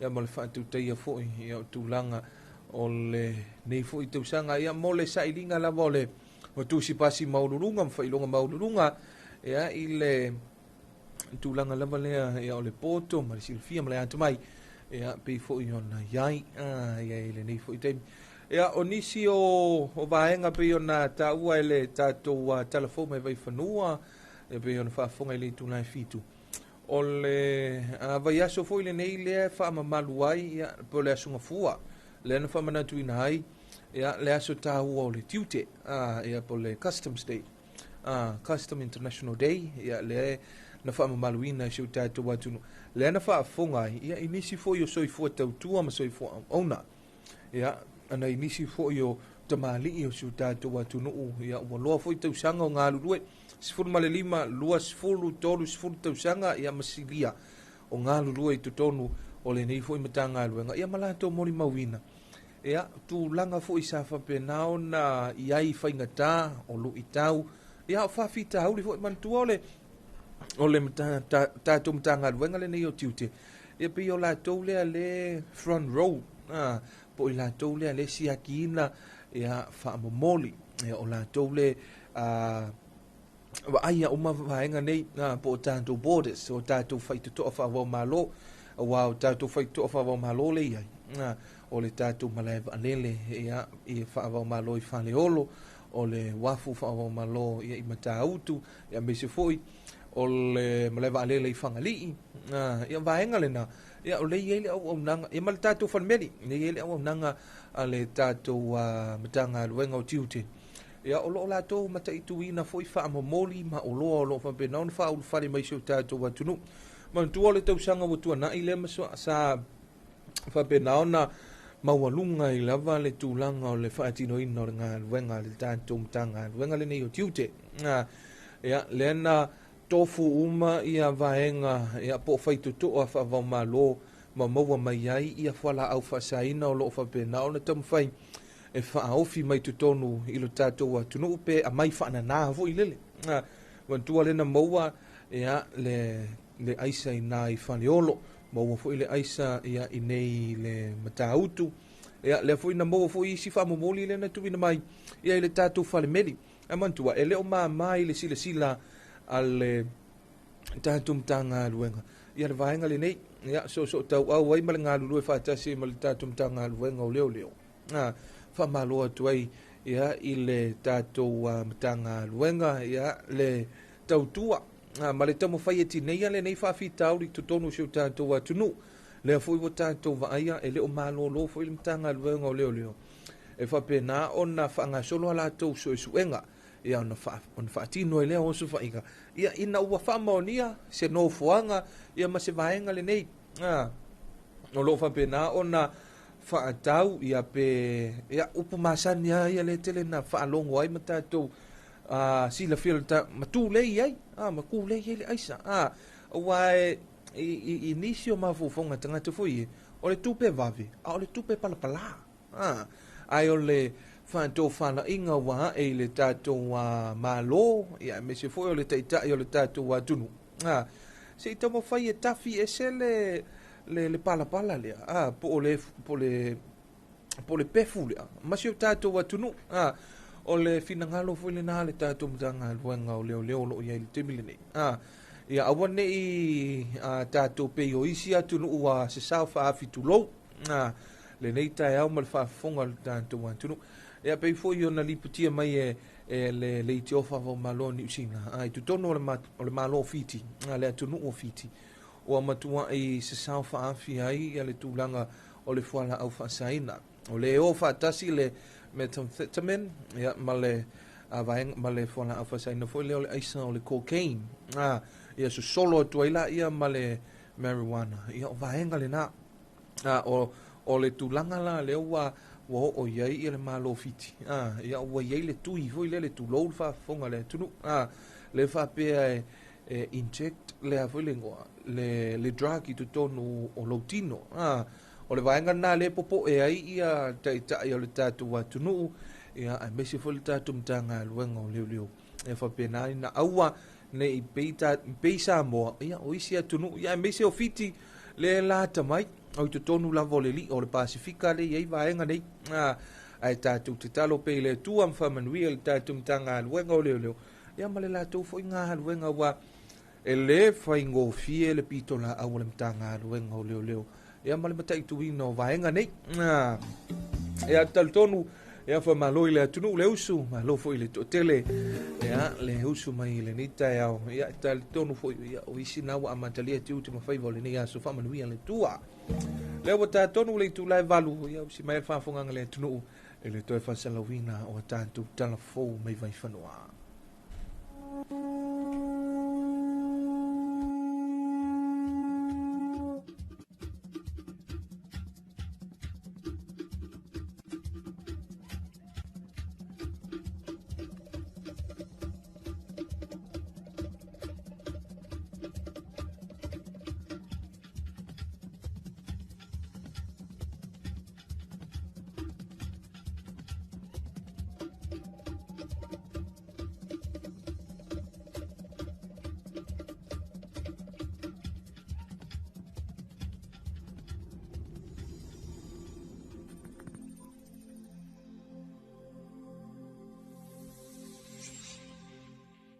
Talafalava o talafau mai vai whanua, o le mato le vai, e toa i ai le manino au wale tautua ino le atunuu. O mawhauwhaunga na ua mai whaatasi ai tūtino ese o le matanganuenga o le soifua maloloina. Masi itia whaatasi la latou taulanga whaafetai e alai le sauninga lotu e le ngato le sulaina o le alofa o le atua i le whaulonga. Ai o le whaatangsio lana taita inga i ngā luenga whai ale au whai ngā luenga. Mo le isi se fulu ma le lua masina. O i tu aso wha penei, e atangi ai le ngā lulue whaatasi ma le loto ngā tasi. A mata mea i le atua le nitau sanga. Tātou ma le tātou au nanga le tātou atunu. Tātou au nanga fo i le atua. O loo fo i lea tala tununga. Ila ia tātou tangata o wala au le atua. O le ia wha moe moe le tātou o poto. Le ma whaina whaisa mea pe au noa ma le atua. Na mia tātou, le nganga pa ia ta ina mea uma. Soifua maloroina fo i o Samoa, o loo nofo i lunga o le tātou talunga i le atua.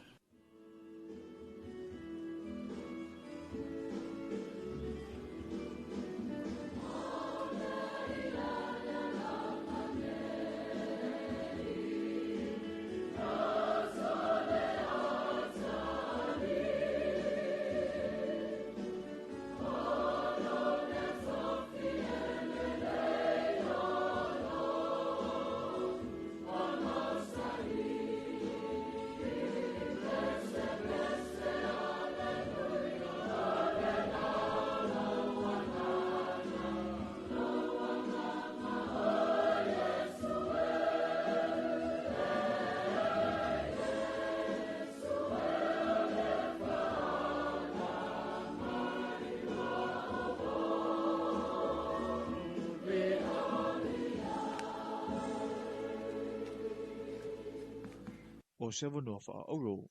Mo le awhionga le palemia e wha amautu ai i le matanganuenga ua iei isi o la tumana unga. Ua talia ma amata wha anga solo ai le tali ar kapeneta. O le whailunga lava lea o le whaata ua e taita i o le malo o fo mai. Tausi soifua, ma so se tasi o ngā lue i mautanga singasei. Ua umana whaatatia por kalame mo neli matausanga. A mai masini fou, a mai fou. Ta pena whaleta o tonga fou. Ta pena le to mai whaauau, ta pena me uma mo utou, tausi mai, fo mai, au nanga lango. Le au ta ai mumu, le au ta ai lanu ena, le au ta ai lanu green. Paua leo le tau le mau le tātou malo. O mai la ia e fufui whaatasi o tātou lima e tau tua le tunu. Sa autou sauno mai Yonga le perestene i le tātou whale mo fo mai. Wa umano o whai al mento whatonua ia o whai. La ua batu le whale le sa fio i le ao le malo mo o tau. Inga tai atu i. A ngā i lole iai whaatino whai uma mea le lei. Ia mautu le tātou whale mai, ma tātou fo mai. Ala se lau tau sanga i le tu e isto no whangatu tonga. O leo ta pena le hol forward tato tende rau sima. Sa uni hol malo so soniatu. O leo wa ta pena swinga te tele fau mo le nei lima tausanga. O leo lua isa uninga lotu le nei ale soifua maloloina malolato o fisa silifou.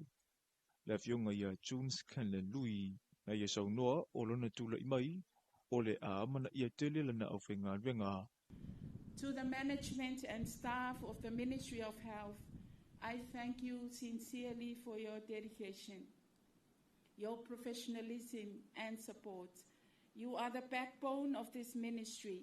I recognize the long hours, the sacrifices and the commitments you give every day, often under challenging circumstances.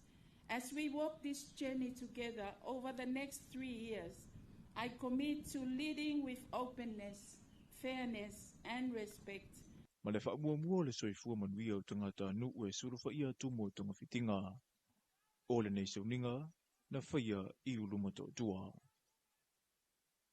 po o le ala le lai titi o le tutongi na iai le whaatoa a matai o le soifuanga lue, na ono sai, tū mau mo le anganga whaamaoni le ngata o le whiawhai o se sau le atunu u, ai o le sa uli fo i o se manuia o le a inga. O le mau lea le a whionga i a pule lua iwa o ina, lea ua tolu se fulu mo le walu tausanga i le tausanga le nei, o lana au aunanga i le matanga ruenga o tiu te matupe maua.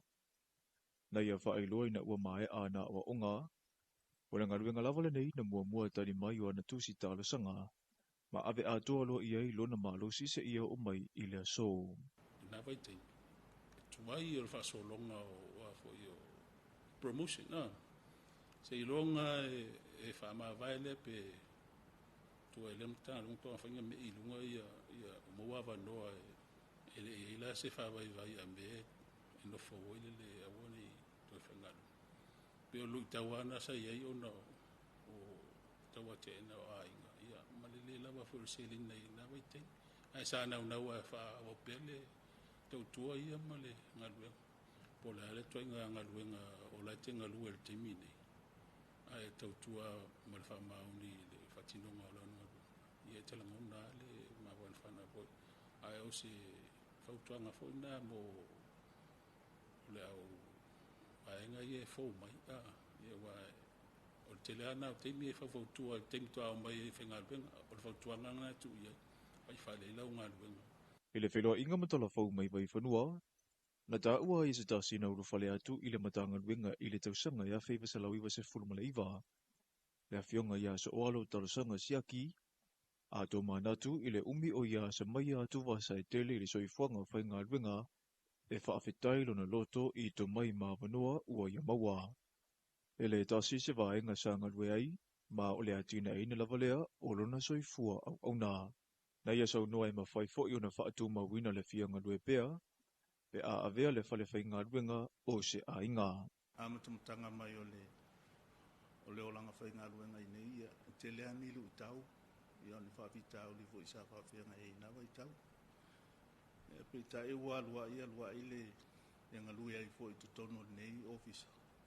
Te le i o nei nia o onga tau, o ni me fo i lu i tau ai fo i le olanga mo le anga i lunga. Ia e mai se o tutono nei officer, ia matango fia le si o manga i le whainga luenga. Sa amatalia mai le corporate services, ia le vaianga le finance. Panga soloa i le vaianga le trade facilitation. Ia ona whai ua i le vaianga le border operations e peino nau o mele vai taulini ia o le ua avea ia o principal officer e mai se ano sau te le i lava sa usi le fia i tūlanga i mea tau tūla whonuma ia o le taimine ia o te le ia tina e ina o lo tangata whainga luenga. E a toa i le tausanga le nei le tolu se fulu tausanga o le tautua a le awhionga. Ia tolu ma ana ave Rodney Luyen, ma o loo se ei i le tofinga o fisasili lango le taimile nei. Na te langona i na fo i langona o le au whainga ruenga o loo i lalo o lana ta inga. I le whainga ta o le ngā ruenga na i tau mawhai mai ei, ma e whinau pia ia sa uma ona o le si itia o au aunanga a le ofisa o tiute. Ia o le naluena muambua lea na umalo le UPY aso i ia a matamela i le iwa ono. Ia teiminei, ia te loa le o le naluena muambua le ia o le naluena mulimuli foi lea pe a tereani tausanga toe mawel malos. O aso ia sa la kikia le volume of trade sa o lo tonu. Or vitamin A, we're facing there's a bit of an increase in the volume of trade. So, ole luitawa el matova ole in terms of compliance o tangata ia me o ton. Ia mataulia e ava pe increase le volume of trade ia increase for non-compliance o tangata nei so ole matoanga luena ole side di ma tamfai ia maua le tupele mpena o le matanga luenga. Ora uia me to tia te no whenga luenga ai. Ma se me ua o ina mai. O le whamaungi. e po fea la tamai o tangata i fea le ai se whamaoni ia. E whaingatanga wha atino lenga luenga e tauna whai atole integrity. We do have an integrity framework, so pe o mea hoi na e tele no u talangoi fo i la uvaenga. E whaamua le whamaoni. O le vai aso le nei mo le sila fia o lo whaatawa i pea le sao le official Tuesday sa mua, ma o ila tau nei ua silia le 2 tausanga o au ona pea e whaima whaamalu si au, ai o le oa fo'i o le mawhau e mawhai o nau lato whaaso atu i e ua filifili, i le nei vai tau e a vea le official Tuesday mai tu tino le malo, e tau tuai i le atu no u. E o atu i le se furu afe tala le sala tupe mo se o sitasi e whaia se soli ngā tu la whono, tau i sa wanga o ngā, i le afio anga o solo solo ma e matua mamalu le tapu le afio anga, e le talia ia i tu a i ngā mionga i ona ele. O le afio anga o solo solo o sitasi le nei o afio anga lo o awai le polo kalame whaalawi loa le to manga mo e pupunga tia, mo le tu malo whaapalo tau anoa maalua, lea e awai whaatasi ai ma afio anga o Eva Masale Lesi. I le whelo inga tala whau mai vai whanua ma le tofio le afio anga, na saunu ai le tau o leo o atu o le semina, e 5 ta ina i le afio anga le whaafoina wana tu la whono, whaapea whaasalanga e aunga i mea nei o sauanga e whaasanga i so o se tangata soifua.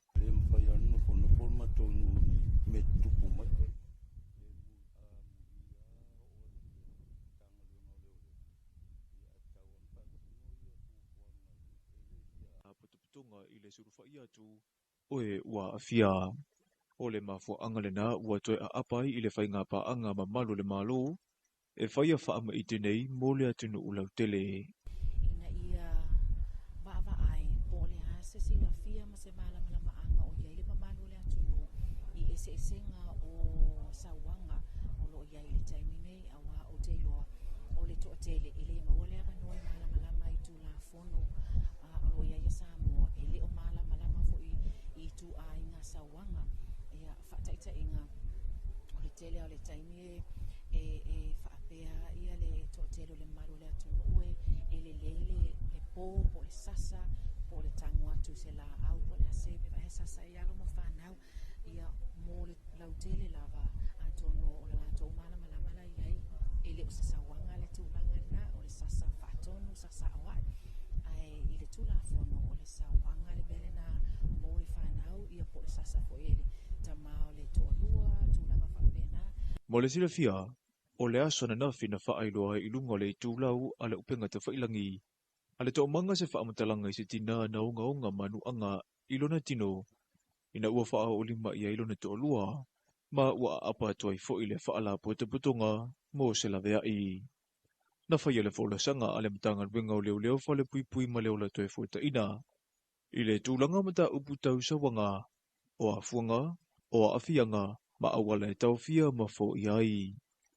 I le finangalo le tofio le afio anga solo solo, e le ai atu o na te itai, i so o se sawanga, e tupu mai i le afio anga, o le mautole e ka le sia wha apota potonga ke resiano i solo solo, o lo o wha atautai ai le nei polo kalame. Tala fauna mo le nei vaenga le aso, manuia fuafuanga o fianga i mele tunu u.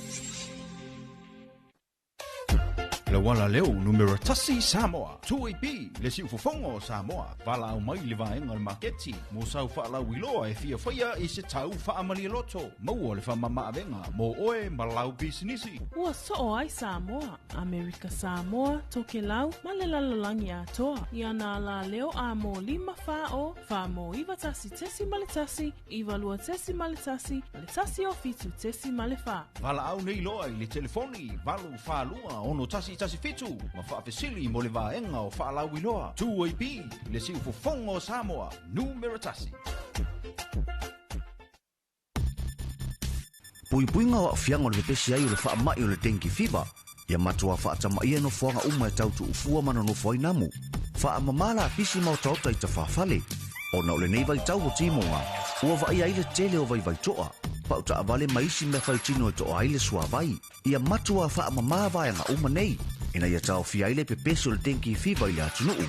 Tātou ngā lulu e whaatasi, mo se sā mua maroloina, mo nisi whaamatalanga, whaapso ta intanga ruenga le soifua maroloina, telefoni ono varutasi o.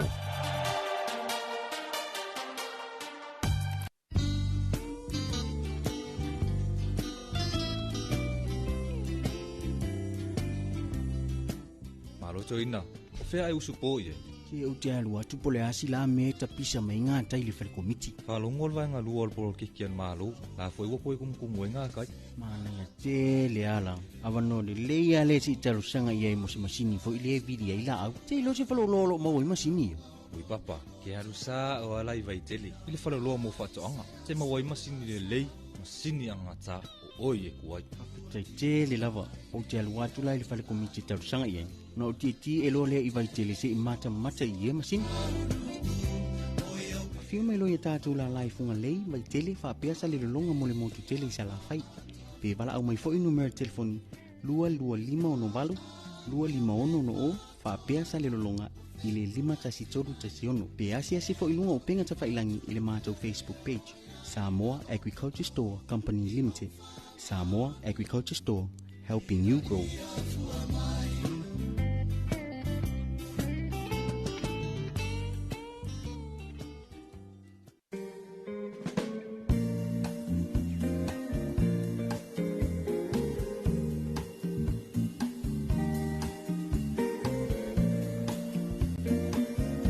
Matawaina i sa ko ma le vaenga o talafo mai vai whanua ia mole ni fo i vaenga o le tai au. E pe fo i ona whaafonga mai ai ia i le tue whasalawina o a tātou talafo mai vai whanua. Wa fo i le whaafonga mai mo mai o si o tātou atuno o le nei ua 20 minuti wa te eili tu la e valu. Ia i le tautua fo i ma leo nanga a lau ala leo le si ufonga o le atuno. Ia, tonu telefo ina tau nuu nisi o le tunu i whale whainga luenga ma talia fo i tiu te mawhaiva o le ni fo i tai au le asalunu o ngā tutonu o le ni vai aso talitonu fo i ia o lo o manuia fo i le uso o le tuatele i ngā luenga ia e ui aina lo wale tau o le ni fo i asalulu ma le o ngā tutonu o le ni vai aso ai o lo o talitonu wale manatu ia ma le langona foi ia o lo o manuia me uma ia fa malon fa talo fa tu foi ia ile au fale ainga e la to lo tapina ina le fonga tau mafa ia fa pena foi le nei vaengo le taiao ia misi foi ia si o le mamalu si tato wa tunu wa pe ole o vaenga ia tele ina tu alalo ma fa tu wa tu foi le tato por clame e tautona se malua le taiao. E wha malo foi mwhata lofa i inisio tinam tama ma tutua, ma futa mai le nei taiao, e mese foi la tuwa lo whenga i ma le whaiva o le whantu ainga tausi. Ea, e whampena foi o na te pena le whonga tau mafo le nei taiao, e ma tūlanga o le nei foi aso, ma lo lava le tautua, ma lo foi le ngalue. E le whangaluina foi, e wha malo atu inisio le malo o le atunuu le aua, o su foi ia e ngau le vau tu lo le nei tai au ia ma la sia foi mea tuto ia ma tu langa foi o la fu manu vang fa bena ia wa pe o le si le tau e tele na fia ile au fai fa tu anga ma le au fai atina fa su ai foi le fonga ele a bena ona manuia ai ia mea tuto ia ele ngata o le mea mata ia o tu langa o le o fala au tau mafamata whana au whaisua ia whana aina ia vaenga whapena ia me se foi ia ma tuina mai le tanto maketi funga lei ia maso se vaenga whatalo whatuai le tanto vaenga o le ACC ia po le vaenga o le whana pototonga ia o taui mo whana vlave tupu whafosei ia ma le tanto vaenga ina i le maketi funga lei tūlanga fo i o loo whapena ona nga i atua i le malo le antunuu i le ia i la toui le au whai whaatuanga ma le au whai poloka ma le au whai atina ia na e mafuta mai le maketi funga lei tali tonu foi ia wa tele manoa noa i mamana ia foi le mea mata e pe iau na masani i tanto reporti o le maketi ia le tūlanga o le whamanuia ina o siu tanto wantunu e tele ina moli mau mai ia nisi o nei o tanto ainga ma nei o tanto pa anga fu ia tunu e mamau pe atu ina atu le tanto reporti nei o le maketi i vaenga fu i e whampenao na whai mai e se ma le taungo fie ma le tele o le mea mate i tono siu tanto wantunu o le whamanuianga lea o le tua mo Samoa ia i le vaenga fu i lele e whapenao na tele manoa noa i le fonga tau mafa e tilo mai e whai mai e whawhitai ai e ui ai na po ia lava inisi o whawhita uri manu i tau ia ai tūlanga le nā pe o le taungo fi o le fonga tau mafa i tono seo tāntu wantunu ia o lo whapenao na momo o mai eila ngona ia ma le loto ia wafoi fua whae le leanga le maua i tono seo tātou wantunu ia mese ai o le te le manu e hanua nuai ia ele ngata o talo o tau talo e o le o ako ulu o taamu o vaenga fui o whai o au whai ia ele ngata fui na ia ili tu fui o le fili maketi me tau lima ia ma vaenga fui o vaenga o me tau lima vaenga whapena so le matua mana ia e kele o isili po te o le tātou maketi e tele ina whaangasol e tele ina whaili tātou ripoti ia ala tumu mai tu risi fo i e ama ila tumu nei o tātou ainga ma pa anga fo i mai atunu ma lea la a ta pena le toe fo o lea la o atu le maketi ia e mau waile ula fala o tā noa la iti fo i o mo meo o tautalinga o vaenga o aloa o puletasi tele ma le anua noa ia a umanga whailau whakau ia se mai lisi awa pewa mai ale iona vai uma whailau whakau ia mei mai lisi tu ia le maua ele fonga tau mafa i tūlanga mea ai Samoa ia o le suavai vevela le suavai o le whaalifu ia o talo o luau ia o ulu taamu ia o lesi vai o lesi tu o mo meu supo moa Samoa ia o le vaenga fui o fonga tau mafa o le taea o vai salo o kokoesi fa ausi o le vaenga fui lele mo wai foi mal puringi ia o ka kovia de mangai de fia al melo puringi sole kwa manga kwa kele al puringi o ile tanto maketi funga lei ia maletere male anu ia nisi foi o fale o loi tutono le tanto maketi ia em fai o le manai ai o maketi pe ata fua e mo mai vaenga uma e tasi ale no fuanga ai te ta abilo e to tonu e fatino no fatau ia ise tau tongo fie tau family loto family ina ia ai me se fo ia ole tele male ano no ia ole au fai poloka male fai atina ni sina vaenga ua pe ona family ina ai so tatu atu o amantua ole tu tau fatuanga ia malangati fale mal finga faiva e pe o vaenga ia le tele ina tātou te tua iai, ma tātou te whaamoe moe iai. O wa ele se tātou suahu, ia po ni minerale fo ia mwhai on whantau atu. Ia i sona taungo fii, sona tau, whapenau nā tina, o vaenga ni tātou te whaamoe moe iai, ele ngato le whonga tau mafa, e whaatau atu i le malo le tunu. Ia whapena fo i ona whaapusa mauwina atu i tunu e mamau, wapi o le isi le nā whaamoe moenga. Ana i whai ati na e male au whai whaatoanga. O tūlanga whapena, ia whaamalo atu ai i le tātou maketi funga lei. Mo si le whia si o tātou atunu ia o se teimele tu e mau i le tātou nei le mai momal whaafunga mai. Whantesi mai ia le tātou vaenga le UTOS, le Unit Trust of Samoa.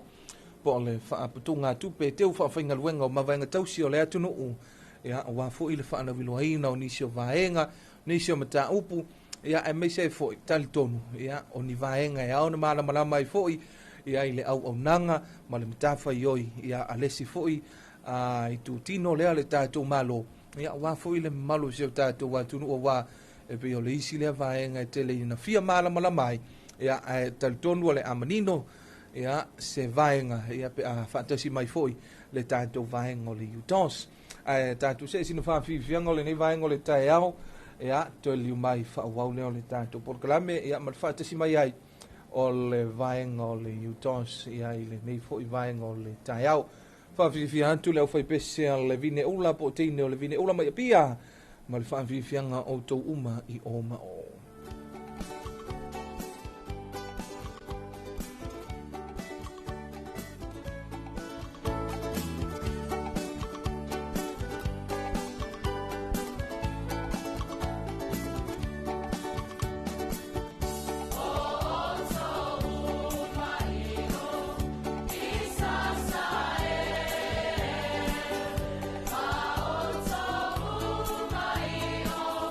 This is it.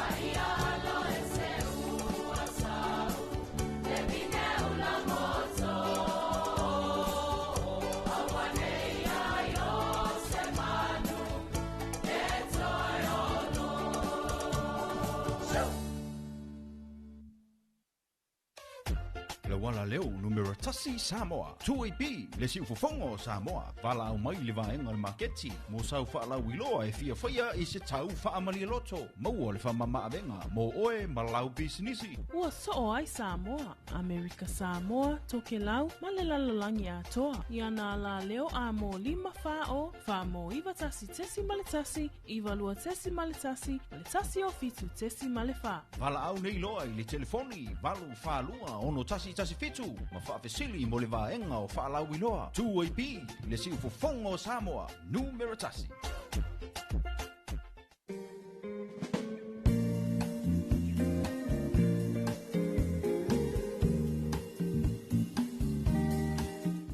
Ia e fia e whaafeilo e atu i le mai moa whaafonga mai a le mamalu o tātou atunuu i le nei fo i tae au o le asolulu.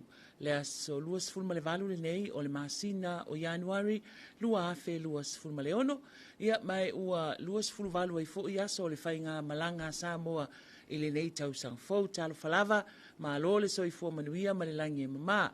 Ia o lo e whaafonga mai pia i le tautua le nei a le si ufonga o Samoa le nei tae au. Ai o lea ua malo tia fo i le tātou potu whaasalalau nei i muli nuu. Lea ua maa whaatasiatu ma le sui o le whaalapotonga, whaaputunga tupe, teu whaafainga luenga le tātou malo ia po le UTOS, le Unit Trust of Samoa. Lea fionga ia tau ili Anthony ia. Malo le soifua manuia tau ili, malo fo i le onsa i ngā luenga tau amata o le nei fo i tau sanga. Ya, fatalo fatulo fetelenga mau i le nei tae au mātungo fi, e mi se foi le whafunga anga le malo se o tātua atunu. Ia, whaaftaivi ia pia le tātua atua. Ia, whapenau na mōlo tō so fua lau le whapenau fui. Ona mō se malo se le tātua UTOS nei. Ia, sa wali mea wale tātua poklame. Ia, whamalo se fua langi mā tae manuia le nei tae au fō. Ia, malo whaaftai. Aftai fo ile tua o le ua au maile nei la o lao tātou whelua i ai sau noa ia tau ili o le ase tūlanga o iai le tātou whaalapu tonga nei taimi e meisi o lea ua mai tau atu o lea la alo atu i lana whono tanga whaal tau sanga i le whai unga o le nevai aso. Ma alo whaftai, mau i tonu ua whaisina lewa whatua ato e sawalivani mai le tātou ofisa le tātou ala leo.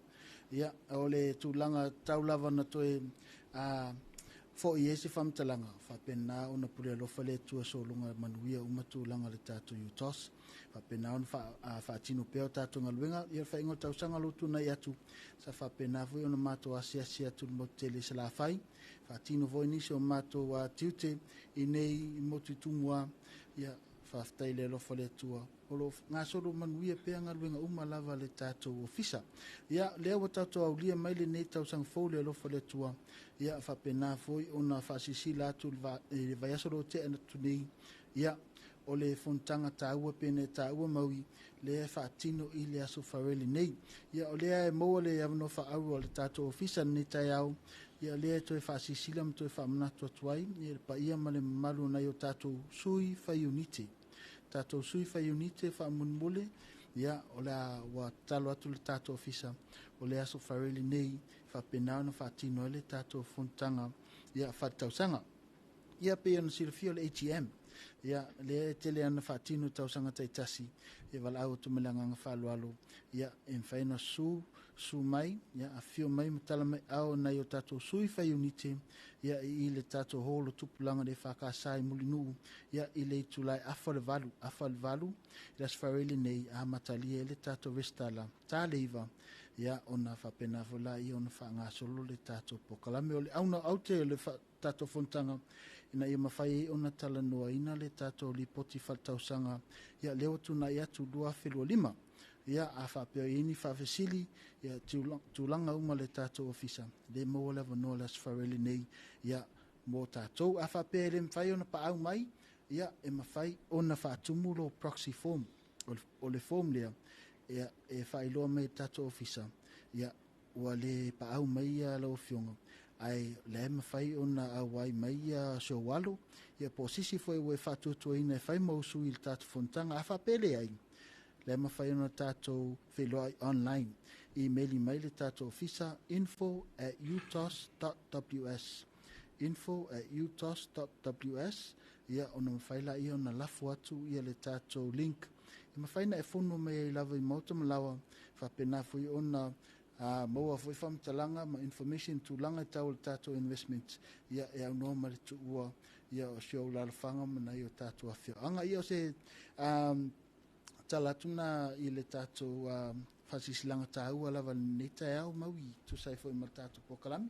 Malo whaafitai sau noa tau ili ia lo tātou atinu o le nā ua whaafonga mai e tā ua le whono tanga le nei e tā ua le whono tanga le nei e ta tau ona e awai te whaafonga ai I le tele o mata upu ia e mai se foi pea whaapea o oe o le whai unite o le sui whai unite ia e ta tau ona e awai e mo o mia foi fina ngalo o le au o sui whai unite le whono tanga lea sa o au tau ili Moni lava. To tele lava I tātou whapena ona sua tu le tātou fisam whaafsili nisi foi o tūlanga patino tono ia tātou.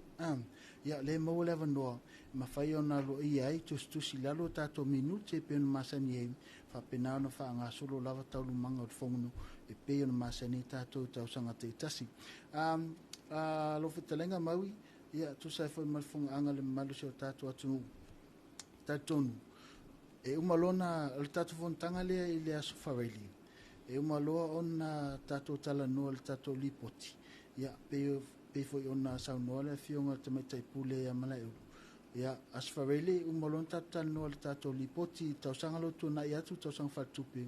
Ia ona tātou tala noa rona, ia inisi foi o atina e o whapena, ona vava ai, si la e tātou malom, vava ai e tātou ofisa, ia le mawalo vanoa te whawhasili mai e les wharele, whatasi ma nisi whautuanga tu ina mai e tātou ofisa, ta lia ma leanganga whalalo, ma leanganga whaftai, whautuanga tu ina mai e tātou sui whai unite, a wase manui o tātou sui whai unite, a whai ere oe se sui whai unite, le ai mawalo vanoa e a vea oe ma sui whai unite, le aso ma le aso atai au, ia ai le whaia le whanutanga le asfareli.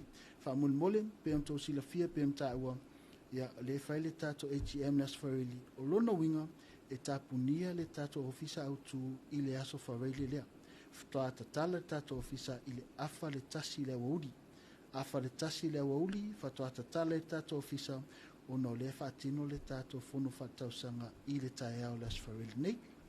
Malo, whaafitai, tau ili ia lea la ua manino le matau le vai le tātou whono tanga whaatausanga. Pe ona te talo atu le sui o le whaalapotonga I le mamalu o le o sui whai unite ina ia tātou awai uma. E le lava le manino I luma o loo whaafonga ia le taitai foi ia le afionga le minsta, whaapea foi le ofisili o pulenga ia ma le mamalu foi o le au whai ngā luenga le whaalapu tonga le UTOS ia I soufina ngalo whaalia sau whaafesili e peo na whaafonga mai atau ili ia e tu ina atu I luma ia manisi fo I o whautuanga e popo wai tātou ngā luenga a wā o le tātou whaalapu tonga alo tātou watunuu ia lea fo I o lo ngā lulu e ai ia tamali I fo o tātou watunuu e tautua ina lo tātou watunuu tau ili whawhel tūlang whele se toi whamanatua tūlava le tātou watunuu pe wale peo na mali e lau sau noanga a whaapea e te fia awai le AGM a whaapea te fia awai a vea oi masui whai unite ia lea e awa noa aso ne tutoi e te restala ia le I o le asa wharai le tātou whontanga whaatausanga whaena e toi whaminatu atu tātou atu nuku o a mea e mana o mia ia o afo ia inga o le au whainga o lau se leni e te restalai Malo whaftai maui, ia a whapea o whafonga mai nisi le malusi o tātou atunu, ia o whaasofia foi, ia whingalo ni nita ea o le tātou pokalame a vea masui whai unite. Paul tūlanga mo mia, ia o le su atu e whaatumu lau fō, ia e lua o valid IT se mo mia, ia malau se eleni a mata. Ia o le whaasili nita ea o le tūlanga o unite, o tātou le tātou ofisa, o le tulafono le iai e mo mia au unite e lufu lima e amata e lau te unga tupe te whawhenga wenga. Lufu lima unite. O le taua o whai e wharangolango lea I le taua le unite e tasi. Ia ma o tato unite e tasi e sui tau I maasina te tasi. Maasina nei ia o le tau le iai e tālaiva lima. Tālaiva lima le taua le unite e tasi le iai mo le maasina nei o lono winga a tato wol tato tulafono e lufu lima unite le awha I mo mia. E mo mia lo faso valu tāla ma le fitu lima sene. e amatai le sau tenga tupe tato yutos e le whaapela tu maula le awhainga na e pulea oi pulea le sili atu ai le mawhai o nei lalo mai ia ma le lufu 5 uniti ia o tulanga na te whamanato tu le malu se tato atunu ia o le mawhai o na whaatino online tau le sume i le tato ofisa e mwhai on whaatino luna le online le tato application po le avea o e whai masui whai uniti ai a whaapea ua mua ia sofi ngalo e te sua tu tato i whafsa ngai ia o le tato ofisa e lunga i whangafa le tolu o le TPS le whafsa ngai ma le makiti o ia whangafa le tolu o le nai e le tato ofisa mo tato o lo a film papa au le motele sa la whai o lo i e le whainga pa anga le tato ofisa ma le tato GCA ia tato Gambling Control Authority ia o lo whapena o nei ai i le whangafa le lua na makiti sa le lunga e mawhai e on whasota e atu le sunga ia ema ia malan team e mawhai no sosuani fo le whatumina le tato form ai lua tato valid IDs ia e mo mia whamon mole o le e inga fau lau a whapopo nei mo tato e tatau o na iei sau e-medi whaatumu lo form whapenan whaatumu uma numero lo telefoni lo a whioangam tūlanga masani ia a mise whailo beneficiary au ne ngalo po ai e wili iai lau te unga tupe lea ia tulou tai au ne wala au le tua i soifua ia whapenala i o la tau i beneficiary e avea ia e whapenan whamanu ei nei lau seleni ai a whapea ia o lo whapena o ne mo mise soswani lo whapena o na iele tato team i sala whai ia ma le tato ofisa nei ma whai ono soswani atu ia le malu se o tato atunu ano whaftai sa lo tau ili o na sa mo e whaafonga mai ia o le tau whaamanino atu nam whaamalamlama le tato atunu ia le whainga o le tato restala pe awhi avea o e masui a whai unite le tato whaalapo tonga le utos ia ai o le tātou whono tanga tele lea i le aso whareile o lumana i nei. E whaia lea i le mauta le whakasa a? Le hola tupulanga, mauta le whakasa. Le imulinu. Le imulinu.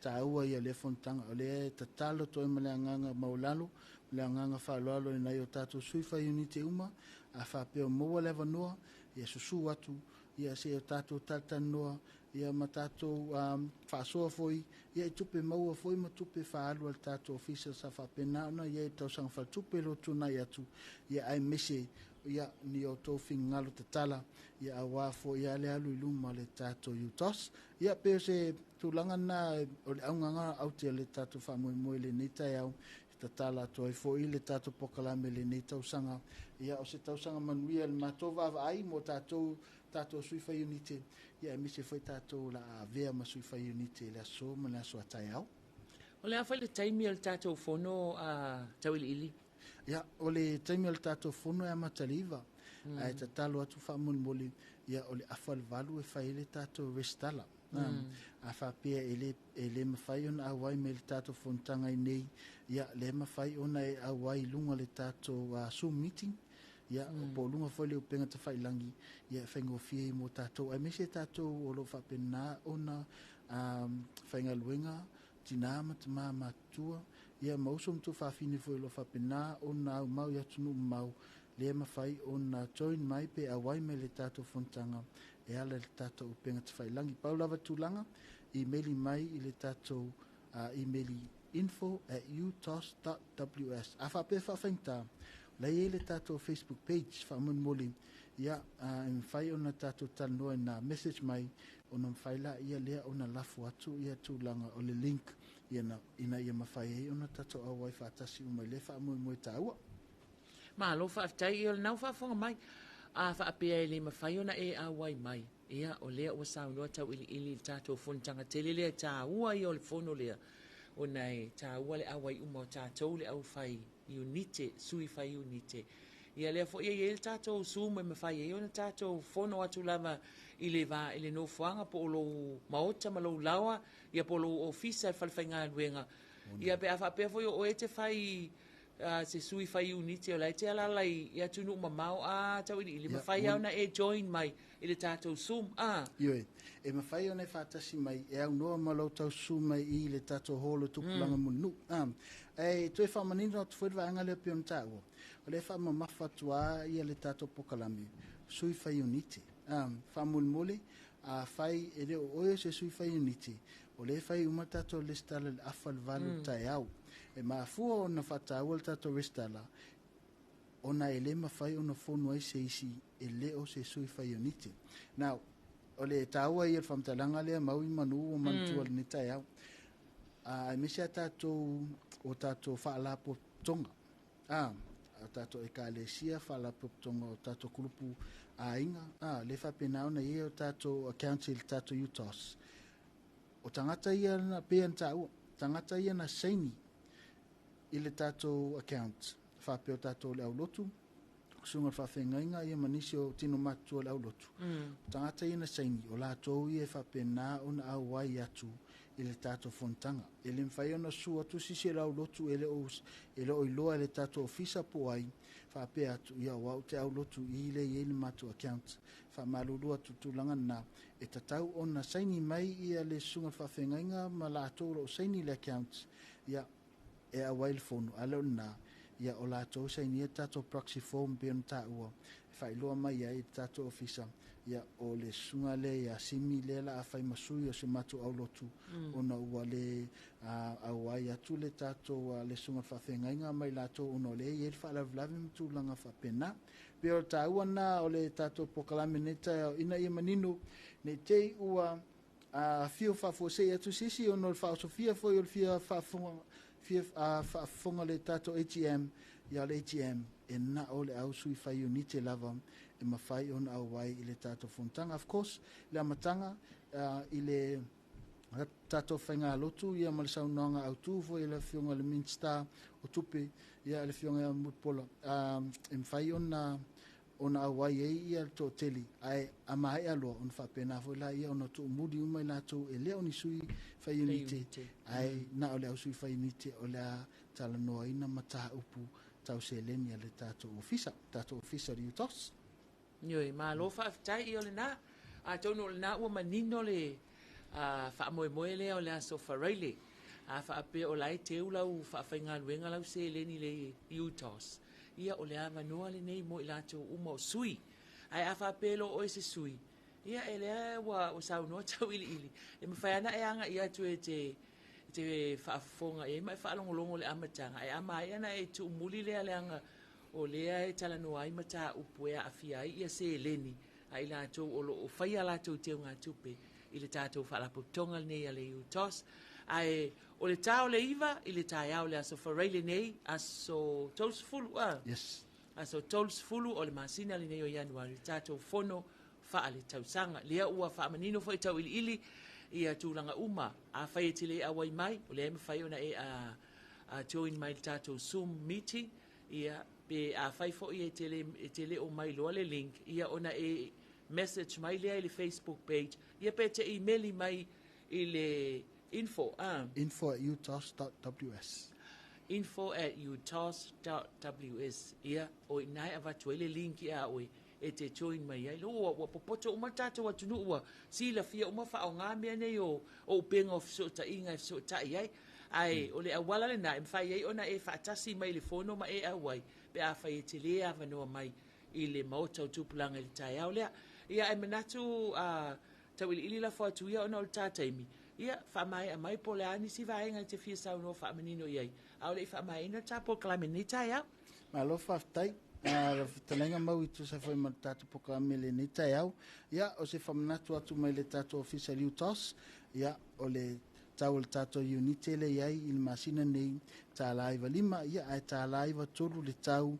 fa tau SLO unite pa fa pe mo mi fo se seleni a wale to ia ai na yalon fa na il verse 4 le onga ia o le tatu numero telefoni luo no iva fa iva ia po le tatu email info@utos.ws po le tato Facebook foi e mawhai ona tato tata no ai tu sai foi ma le tato wha mui tele lava neva yaso ia o le tato ATM po le fono whatausanga aso whareli nei ia i le tau le iwa tai au ai awha valu whaatino le tātou restala.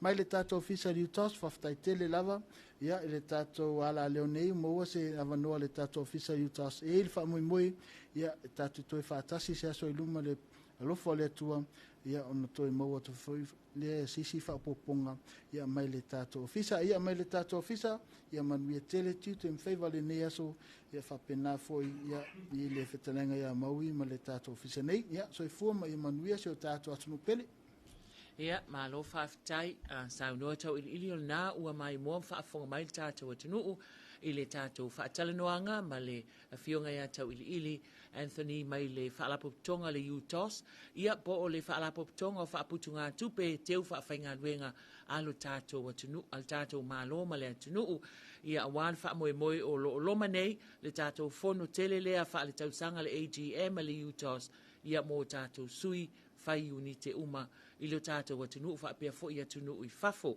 Ai tātou whailoa i le aso whareile le tāo le iwa, i le maota o tūpulanga le whakasa i mulinu nei, ia malunga o penga fiso ta inga e pei o na whaailoa atu. Ia manu teleina le nei aso Samoa, manuia fo i tau ili, ia malautou ofisa i ngā luenga matiute o whenga iai a wal tau tua ina o tātou atunu i le nei fo i aso. Se i haulia, se taimi o iluma tātou toi whailoa ai ia manuia tele, le nei aso Samoa i lava singa ese o le awhia ngai mal tātou atunu. Whasoi fua ia.